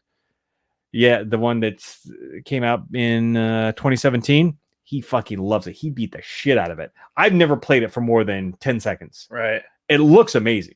Like we're talking fully 3D world, fully explorable. Yeah, I remember when the Switch was getting ready to come out. And I think we talked about it on the Star Wars podcast when they were releasing the specs and really pushing the Zelda game so much more than a Mario game. Yeah. And that was the marquee title when the Switch launched, was the Zelda game. And they spent a lot of time on the graphics. And I know just reading through blogs and other nerd, stuff, obviously a lot of the Zelda stuff comes up with other nerd traffic and complaining about like the too much emphasis on the graphic, not enough emphasis on the gameplay. But I have no frame of reference. So all I know is my son Adam absolutely loves it. He put in, I'd say, at least a good 100 hours into that game. And listen, I think this is something when we're talking about a title. There's 22 of them, and some are probably really good. Some of them aren't probably that good. Sure. But the fact that your generation, like your spawn, is enjoying a game to the level that you were enjoying the original game, I think it speaks a lot to the game itself. Yeah. The fact that it can survive this long and basically survive in the same, not the same gameplay, but you know what I mean? It's like, sure. Yeah. And staying true to its roots, because it's still the same core ideas. But I think a lot of it too is Nintendo's commitment to quality. True. That's with all of these marquee titles that we talked about, the Mario, the Zeldas, Pokemon, all those, they have a level of quality and a level of expectation for all of these games, and they don't release them until they're good. And they've been known to cancel games because it was not living up to expectations during development. They're like, nope. You're done. Is there a Zelda title on like the iOS? Like, is it something you can play on your iPhone? I don't think so. I know Nintendo was like, they were kind of dipping their feet into that a little bit. I know we got the Mario one, we got the Dr. Mario one, but I don't think they ever did any kind of Zelda for the mobile. Well, no, it's not even a regular Mario game either. It's like a Mario Run. Right. But you know what I mean, though. Yeah, I want a fucking traditional Mario game to like. I still have what is it? Super Mario 3, I think I have on a Game Boy, a DS, like one of the more modern ones. I pieced together a couple off of eBay, right? And have the cartridge just so I can play that version. Yeah, I mean Mario 3, we could probably do a whole episode on that. Yeah, that was huge at the time. So yeah, I forget where I was going with that. Shit. Talking about the level of quality. But going to the being on an iPhone or something like that, it took forever. I remember how excited I was that Mario Kart was going to be on there, and it's not a traditional like Mario Kart. It's not the same gameplay as it would be on the console, but it's still, I mean, I'm still playing it. It's been out for over a year, right? I'm probably the only person I know that's still playing it, but I still enjoy it. It's something I can sit on the shitter and fucking, and go through, 3 or 4 races and enjoy it. It's just, granted, it's a lot of the ancillary characters, Mario characters that are involved. It's not just straight Mario, but I enjoy it. And the Dr. Mario game too was fun. Oh yeah. Well, oh, you're talking strictly the on the portable iOS version. Yeah. Yeah, on the iOS version. I know that. I think that's a whole other episode in itself Yes. with your history with Dr. Mario. Yep. I think we need to have a guest on for that. Oh, she would love that. She would love that. Winding down the Zelda discussion, man, I kind of wish you had played these on the NES because I could start getting onto a whole tangent on Zelda 2. Zelda 2 on the NES, huge departure from the first game, but still just as enduring to me. And for the longest time, until the first Final Fantasy came out, whenever somebody would ask me what my favorite video game ever was, it was Zelda 2. Okay. So again, very, very big departure, probably the biggest departure that the series has ever taken. And after this, they all kind of went back to that older formula. So apparently it didn't sit well with everybody, but man, it was really fucking good. Can't please all the people all the time. Yeah. But and it was kind of the same thing with Mario 2, right? Mm-hmm. Mario 2 was such a stark departure from Mario 1. They basically reskinned a fucking Japanese game with Mario characters, and overall it did not go well. Like, I was not a huge fan of Mario 2. No, neither was I. Yeah. So no, 3 was, yeah, 3's where it came back on track, and I think it progressed well from there. Yep. Well, that's really all I had to say about Zelda. I don't know if you had anything more to add before we. No, and I didn't shit on it enough, honestly. I maybe it's just the conciliatory nature of my old age. Yeah, and maybe we'll let you pick the next video game topic. You know, we're not doing video games every month like we promised to do music and movies, but I still like to work them in. But I think we'll let you have the final say on the next one because this one was really voted on by the people. Hey, I don't have a problem with the people voting on it because hey, it might broaden my horizons into something else. Sure. We could do. Let's face it, as Gen Xers, the NES was so pivotal, like for a lot of us, like getting introduced into console gaming. I mean, honestly, would you have an Xbox Sex if you never had started with a fucking like an NES console? Probably not. Yeah, I mean, the NES saved the video game industry, like legit, because Atari had crashed and burned. The arcade scene had completely crashed. So most people thought that the money to be made in video games was over, and it was time to move on. But Nintendo's like, nope, we're just going to push game design and graphics, and we're gonna make the next thing. You speak about talking about the arcade stuff. That we had there was a burgeoning market for like classic arcade setups. Like I know that there was companies local here in the area that basically had trailers of video games that they would bring up, and you could have a video game party, and you pull this trailer up, and you could play like old school video games and shit like that. They had some parlors that are open up like a more traditional arcade parlor. Yeah, and they were just starting to get going, and then COVID happened. Oh yeah, so that's probably the worst thing. Yeah, in a COVID environment. Yeah, because you can't go and trying to keep all that shit clean, limiting how many people can be in there. I mean, arcades used to be the fucking most crowded thing in the mall. Oh yeah, like you couldn't.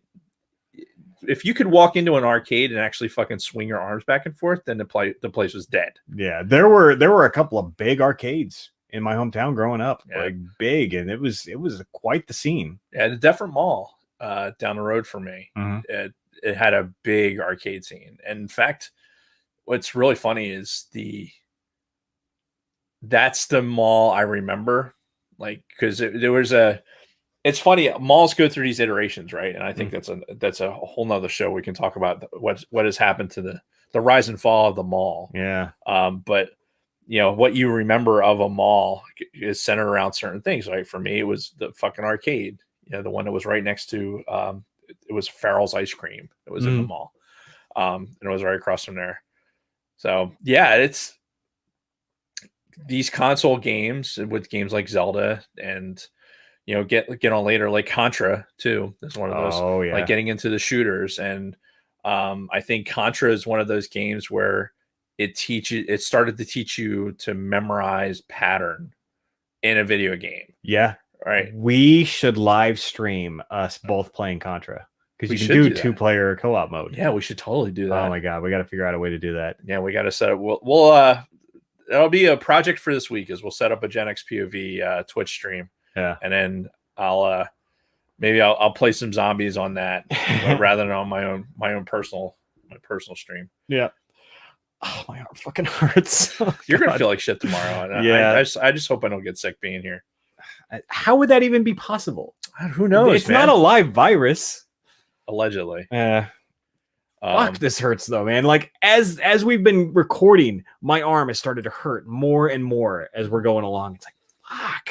Yeah, I'm not looking forward to it. I need to get it done though. Yeah, fucking get this shit over with. And yeah, exactly. Apparently, I can't burn my masks either because apparently I can still be a carrier. Well, it's even after you get the second shot, you still are supposed to wait like 15 to 18 days, I think. Yeah, for it to like be fully in effect, and even that, like it's a 95% solution. It's not 100%. Right. Not like fucking Johnson & Johnson. That's like their current vaccine is like a 60% or some shit. Yeah. They're like, oh, it's a one-shot vaccine. Yeah, it's also 60% effective. So fuck off. Yeah, it'll yeah. But anyway, you ready to close this out? It was a kind of a short one this week. It was short. Oh no, we started at what time did we start? We started at quarter of. Well, yeah. According to StreamYard, we've been live for 1 hour 36 minutes. So 90 minutes, not too bad. We still got some post show. Indeed. Did we talk about what we're talking about next week? No. So, and it is Silence of the Lambs, right? Yeah. Okay. So next week is the anniversary of Silence of the Lambs. What did we just say? 30th anniversary? Let's go with Jamie, that. Pull that up. Let's go with 30. Hold on. Silence. 30. 1991. Yep. 30 years. Fucking hell. So yeah, we're gonna talk about Silence of the Lambs next week, which is actually appropriate because there's that Clarice show. Yeah, I saw the commercials during the Super Bowl. Yeah. It's like, oh shit. Yeah, it's timely. Yeah, 30 years later. Mm-hmm. But I know we talked about we're doing Silence of the Lambs, and I know some of the listeners that were in the chat were like, I'm not really into it, or it's not something I've watched because it's not really the genre I'm into. Like, look, listen to Dave. Dave is, again, basic white guy who's not really into fucking horror or anything like that. It's just it's a drama. Yeah, it's a thriller. It is an edge of your seat fucking movie. And I didn't get all into the fucking sequels and everything else, but it's a good fucking movie. And pay attention to the performances of the actors. Yeah. Jodie Foster and Anthony Hopkins. Yeah. Incredible. Yeah, absolutely incredible performances. It's Anthony Hopkins at his absolute best. Oh yeah, it's at his absolute best, and it's Jodie Foster not being annoying. Right, and I'm pretty sure they both won Academy Awards for that too. I think so too. That'd be good stuff for the next. Yeah, we'll get into that next week. Good for next week. Yeah. Don't want to blow our loads yet. Isn't Jodie Foster like? You know what? Never mind. We'll save it for next week. She prefers the company of other women, if that's what you were asking. No, but that's fine. I mean. Is there pictures? I don't know. What are we doing after that? So we're doing Silence of the Lambs. We had our map, and I think this is the third. Oh, is it map? So we need to come up with new stuff. Yeah, it's already the end of. It's all fucking dude. February 8th. Yeah, John Williams' birthday. I don't know where the hell this. I don't know either. This whole year is fucking going crazy. Life is just like going by in such a fucking blur, despite COVID and everything else trying to keep us down. Yeah. Things are still happening so fucking fast. I don't know where the hell the time's going. I don't either. It's got to be. It's this. Here we are as Gen Xers, right? Like it takes so long to get up to fucking adulthood, and all of a sudden get to a period of adulthood, and it's like zoom, fucking. We're going down to the bottom, and I'm waiting for that next climb to make maybe slow down a little. Maybe next retirement. Yeah, maybe when we hit our 70s. I don't know. I just hope I can walk in my fucking 60s. At this point. Yeah, smash that like button, peeps. Listen to Big Lovin'. And if you're watching this on the fucking YouTubes, smash that like button, hit the subscribe. Yep. And then go listen to the Escape Pod. Wednesday. I think Wednesday they're doing Short Circuit. Yeah. Johnny 5. Which a classic movie. Oh, by the way, I got a story about this. So do you remember the movie The Rock? With fucking Nicolas Cage and Sean Connery. So I never saw it in theaters when it was out. I think I missed it because I was in like basic training and tech school and everything. And I met this guy. Oh, Jim, the guy that I met when I first got here to active duty, the guy that liked to like have the anal guy, anal with girls and then dump them after that. Right. he was like big on The Rock. Like if you asked him, aside from Star Wars, The Rock was the greatest thing to ever grace movie screens. Okay. So it came out on video, and he's like, "Dude, you got to rent The Rock. Dude, you got to rent The Rock." I'm like, "I'll get there." And there was a video store right outside the gate on base where my dorms were, so it was within walking distance. So like every weekend I go over, I'd rent a movie or two. They had a really robust porn section, by the way. All VHS, mind you, not this is pre-DVD. So he's like, "You better get The Rock this weekend." I'm like, "All right, fine, I'll get it."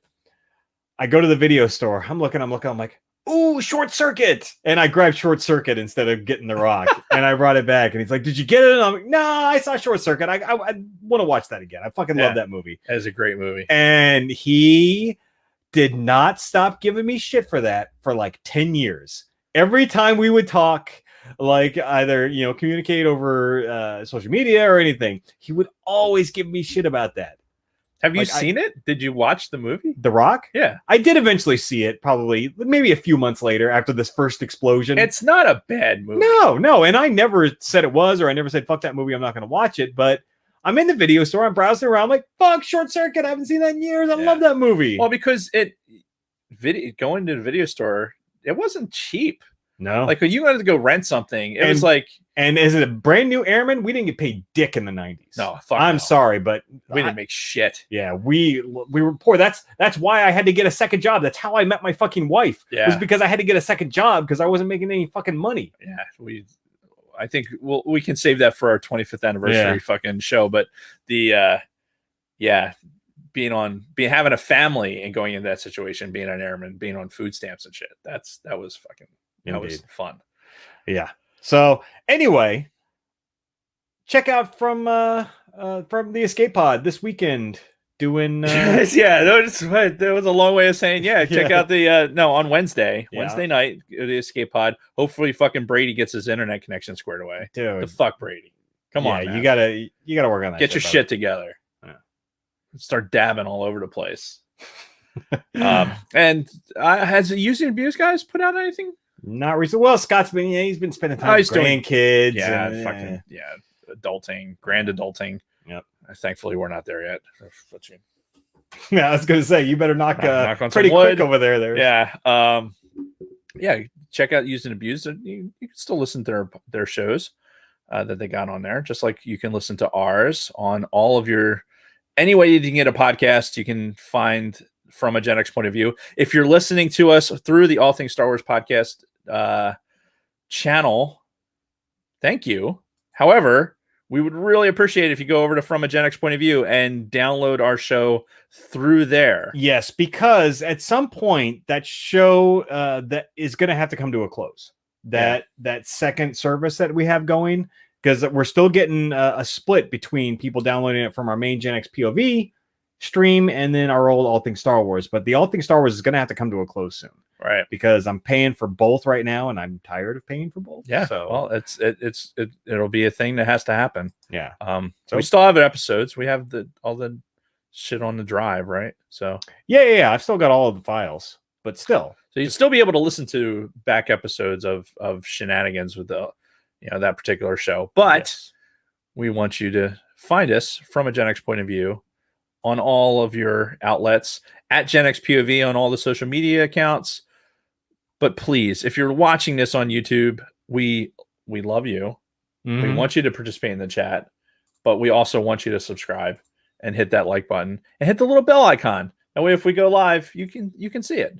Yes. And there's probably a way that we can connect our stream, or if we do a Twitch stream, we can probably connect it through all this shit. So probably there's a way to do that. I'm sure there is. Yeah. We'll figure it out. But yeah, tune in next week for when we're talking about some Clarice. Yeah. Some fava beans and a nice Chianti. All right. Well, thanks everybody for joining us. Stick around for the after party if you're watching us on YouTube. And remember, everything we told you today was true from a Gen X point of view. Yeah. Okay. Now what do I click?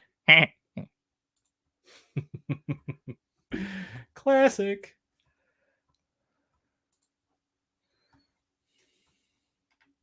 You're not saying anything. It's probably really awkward right now. What? Oh, For anybody still actually watching. no, I was trying to catch up on the chat.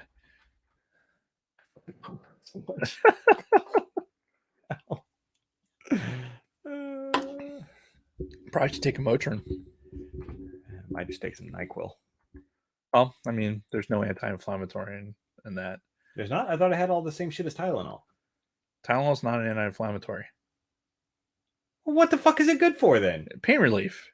But that's what I need. I need pain relief. No, you need, it's the swelling that's creating the pain. So if you, what are you, a doctor?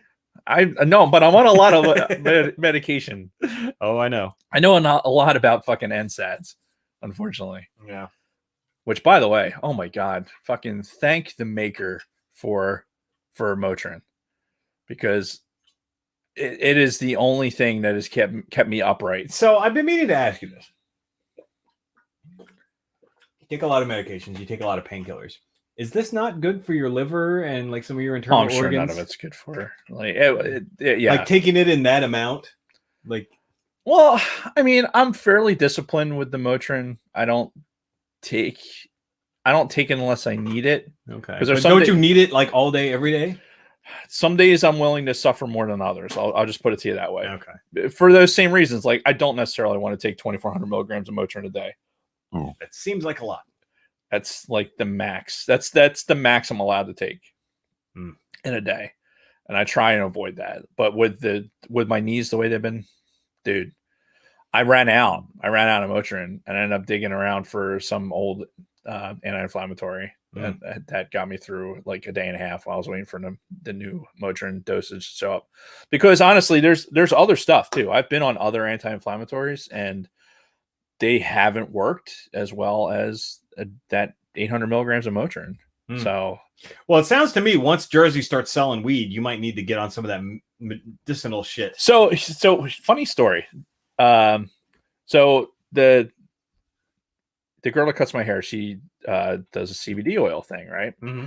And I hear a lot of people that talk about it. The CBD oil, this CBD oil, that. Apparently, it's got benefits. And I wouldn't know, but I 100%. I 100%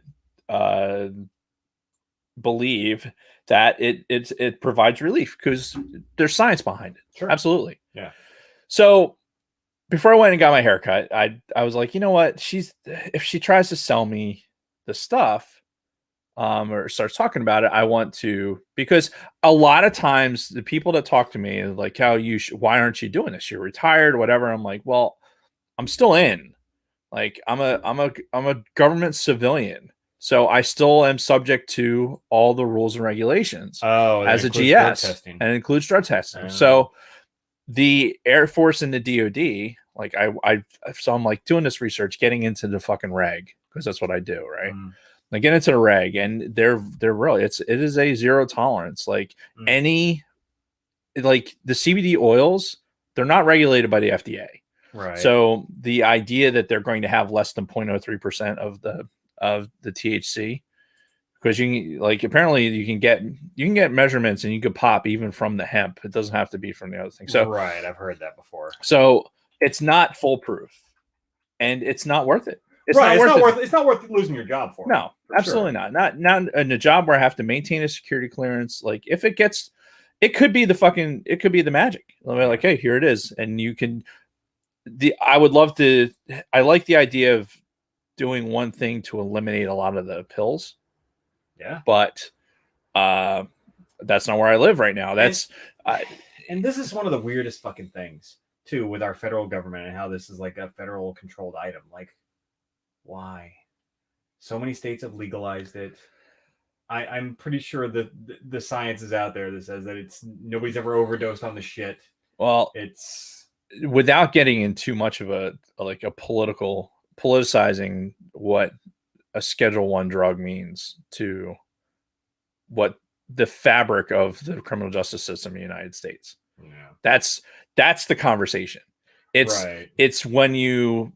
why it became a Schedule I drug to begin with, and going through the history of that, and then understanding how much of the federal justice system is built on just marijuana alone, let alone these other drugs. Right. Well, in fucking Oregon, now it's legal to possess anything. Yeah. Which is in the state. Right. But it's still a federal offense. Like all these states that have made these rules, and that's awesome. But the important thing to remember, like if you're still in the matrix, like with the DoD or anything else, it is zero tolerance for any of that shit. Yeah. So and someday it'll I don't know that it'll even happen in my career, to be honest. You would think that, oh, this president is progressive and this person's this person that, but I think the reality is it's so much deeper than that, dude. Yeah. And I think that is an episode of the podcast. If we want to do it, that is not a happy episode. That is a lot. That is digging big. I guarantee you that you can probably go on the Sofa King guys right now and find a pretty good dig. Oh yeah, probably into that. And it's fucking. It's just weird. I mean, again, it's one of those things where it's like, why? But if you're talking about how basically it's part of the system, that would make sense because there's too much at stake. Yeah, which it's such horse shit. But I agree. I 100%. So moving on to something else. The Devin in the chat asked about the fantasy hockey. Oh right? yeah, fantasy hockey update. So Gritty Philly Flyer is 3-0 right now. Is that you? That's me. Nice. I just got a message today that I lost this week. I beat Grogu's mom. Sorry, Luna girl. Yeah, I look at it a couple 3 times a week. Yeah. Ooh, I'm 1-2 now. I lost to Mitch's bitches. Great. Let me see show league. Yeah, let's see the fucking standings. And again, all my guys are 0. Like Mitch's bitches is fucking kicking ass. Yeah. Don't know who that is. Who's Mitch's bitches? I have no clue. Are you in the chat, Mitch's bitches? Well, let's see if we click on the person. Tony. Oh, it's Tony Ferrari. Oh, fuck. Of course. God damn it. Well, of course. If we're going to lose, we might as well be losing to Tony Ferrari. Yep. Tony Ferrari, our Canadian contingent. Yeah, I still don't have it figured out. And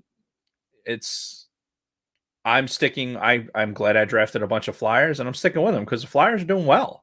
I've gained access to a Comcast account where I can watch NBC Sports, which allows me to watch Flyers games because they're all on an NBCSN, which is fuck you, Comcast. Got it.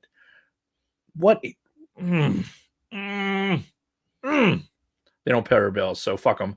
But yeah, they are such a shit company, man. Dude, I've been telling you that for years. Yeah. Well, it took me a while to get away from, the cable to go to the Fios. And honestly, what it took was them laying the cable in your... Yeah, so to speak. Fucking the speed was just ridiculous. And Comcast was going to charge me far out the ass to even come close to that. It's like, fuck you. But the Lodge, we have Comcast Business, right? And we just did this update. And they're charging entirely too much. Oh yeah. That's why I left them long time ago. Yeah. Because every month my bill was just getting larger and larger and larger, and my internet connection was getting shittier and shittier. Yeah, they throttle. And what sucks is I still don't 100% believe that Fios is they're actually run fiber to everyone's house, which obviously isn't the case. Right. But I can't argue with the fucking speeds. Like at my house, fucking the shit rocks. So yep. I'm glad I did it. But I am glad also that I have access to a Comcast account where I can watch the Flyers when I want to watch them. And they've been winning. So that's made it nice. All right. You're going to have to explain this to me. Kristen texted me this meme and I'm not 100% sure where they're going with that. How far away they should stay from Tyreek Hill? Like, is he known as like a woman beater or something? I don't know. All right. That's really funny. It's the Onion, so yeah, take that for what it is. Jamie, has Tyreek Hill been known to be like a woman hitter? Like, what's the deal with that? We didn't talk about the streaker.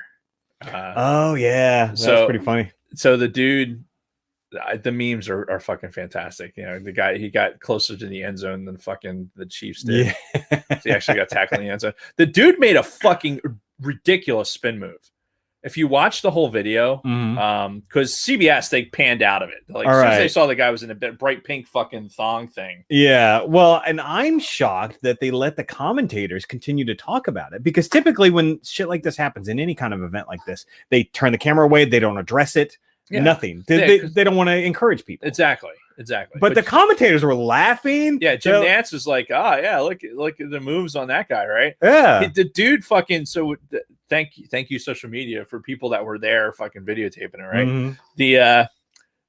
The fucking dude gets out in the field, like kind of pulls his pants down a little bit to show like his ass with the thong, right? And then he fucking starts, like, some big security guy tries to take him out. The dude does a spin move away from this guy, and it takes off to the fucking end zone, right? And he basically gives himself up like he was going for a slide. Right. Probably a better slide than most quarterbacks right now. I'm not gonna lie.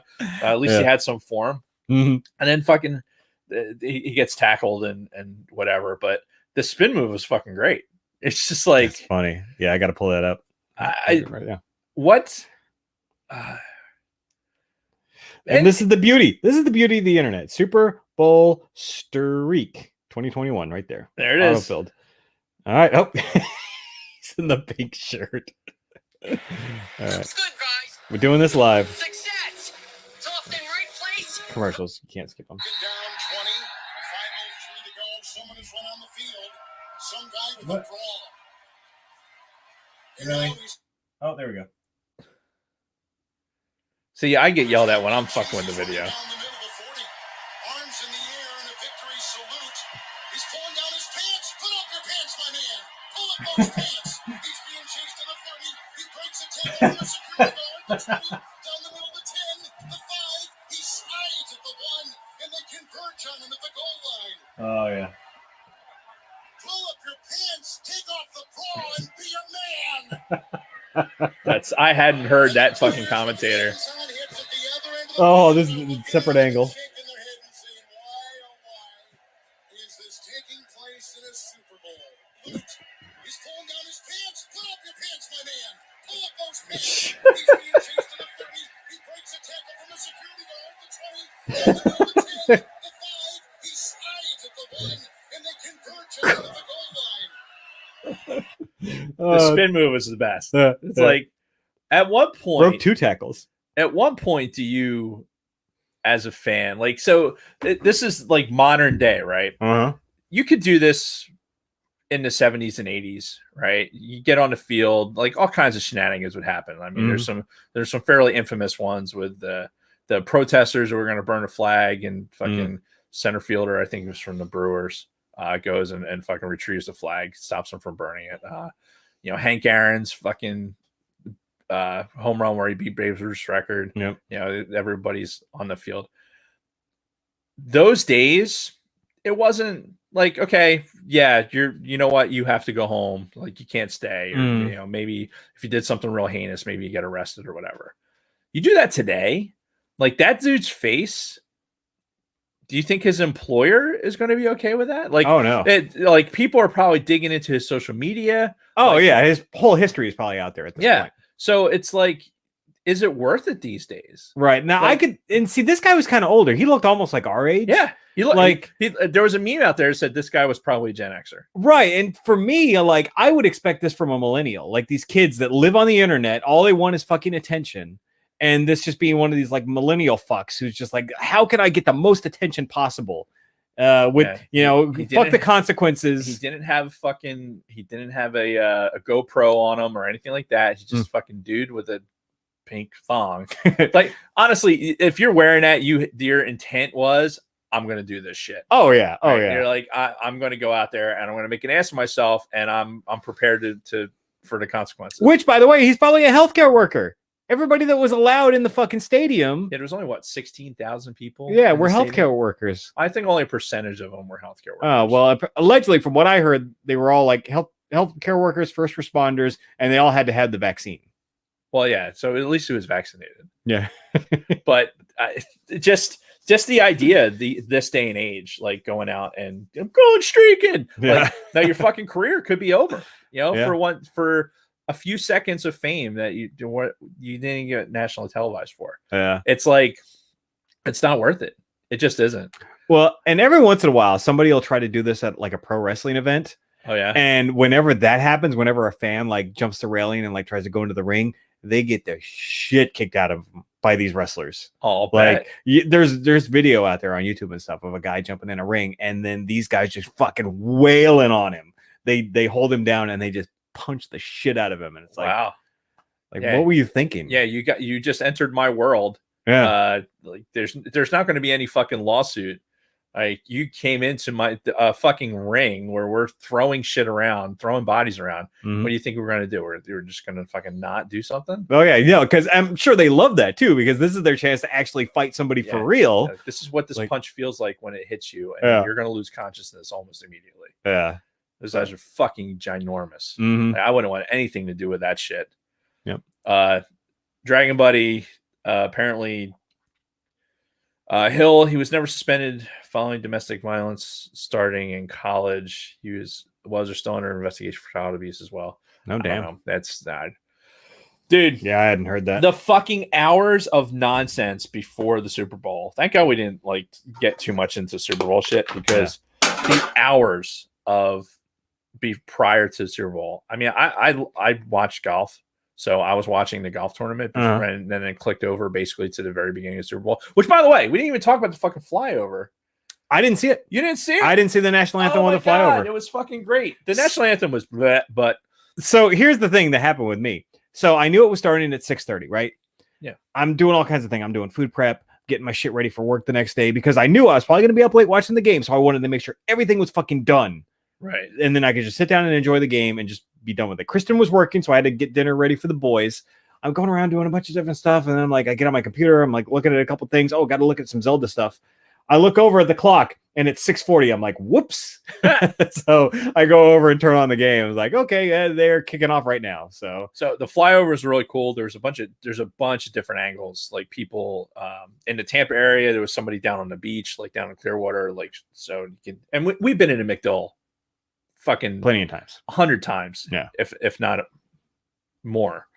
So yeah, so the idea of the flyover and everything else. So this is how it makes me wonder if it was done on purpose. But so this is Super Bowl 55, right? Mm-hmm. So you had a B-52, a B-2, and a B-1. Those numbers add up to 55. See, the entire time I was thinking like, oh, it's our bomber inventory, right? You know, you get the B1, B2, and the B-52, right? Right, which you don't normally see that. It's always fighters. No, yeah, it's fighters, or you just have the B2, you know, or something like that. Yeah. I've seen 135s do flyovers too. Yeah, sure.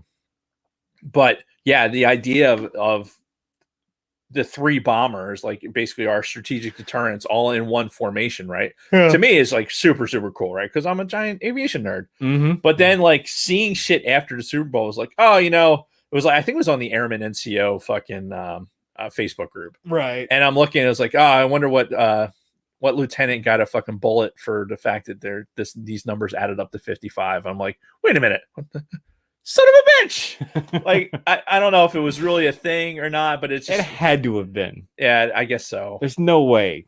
Like, so what you can only do it once. It's not like they're going to do that. It's not like next year and they're going to add another B1, right? And oh, okay, for 56. Well, getting two B1s in the air.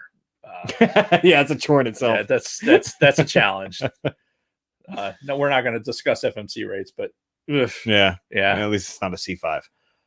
Dude, C5s are fucking good these days. Are they? Yeah, when they did the C5Ms, the all new like systems upgrades and avionics and all that. Yeah, they actually fly pretty good.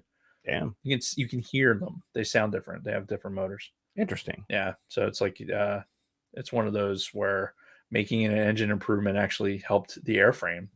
Yeah, as opposed to some others we won't talk about. Yeah, guys, I'm concerned. Oh man, That's a deep cut. That is a deep cut. There's only a handful of people that are gonna get that. Yeah. Anyway, you ready to kill it? Yep. Yeah, I gotta do some more things, get ready for work. If I'm going to work tomorrow, like if I feel like shit, then I told them like, don't expect me to be in. Like I already feel a little weird. In addition to the fucking shitty shoulder pain, like Right. I feel odd. Just take some Motrin. Yeah, or NyQuil.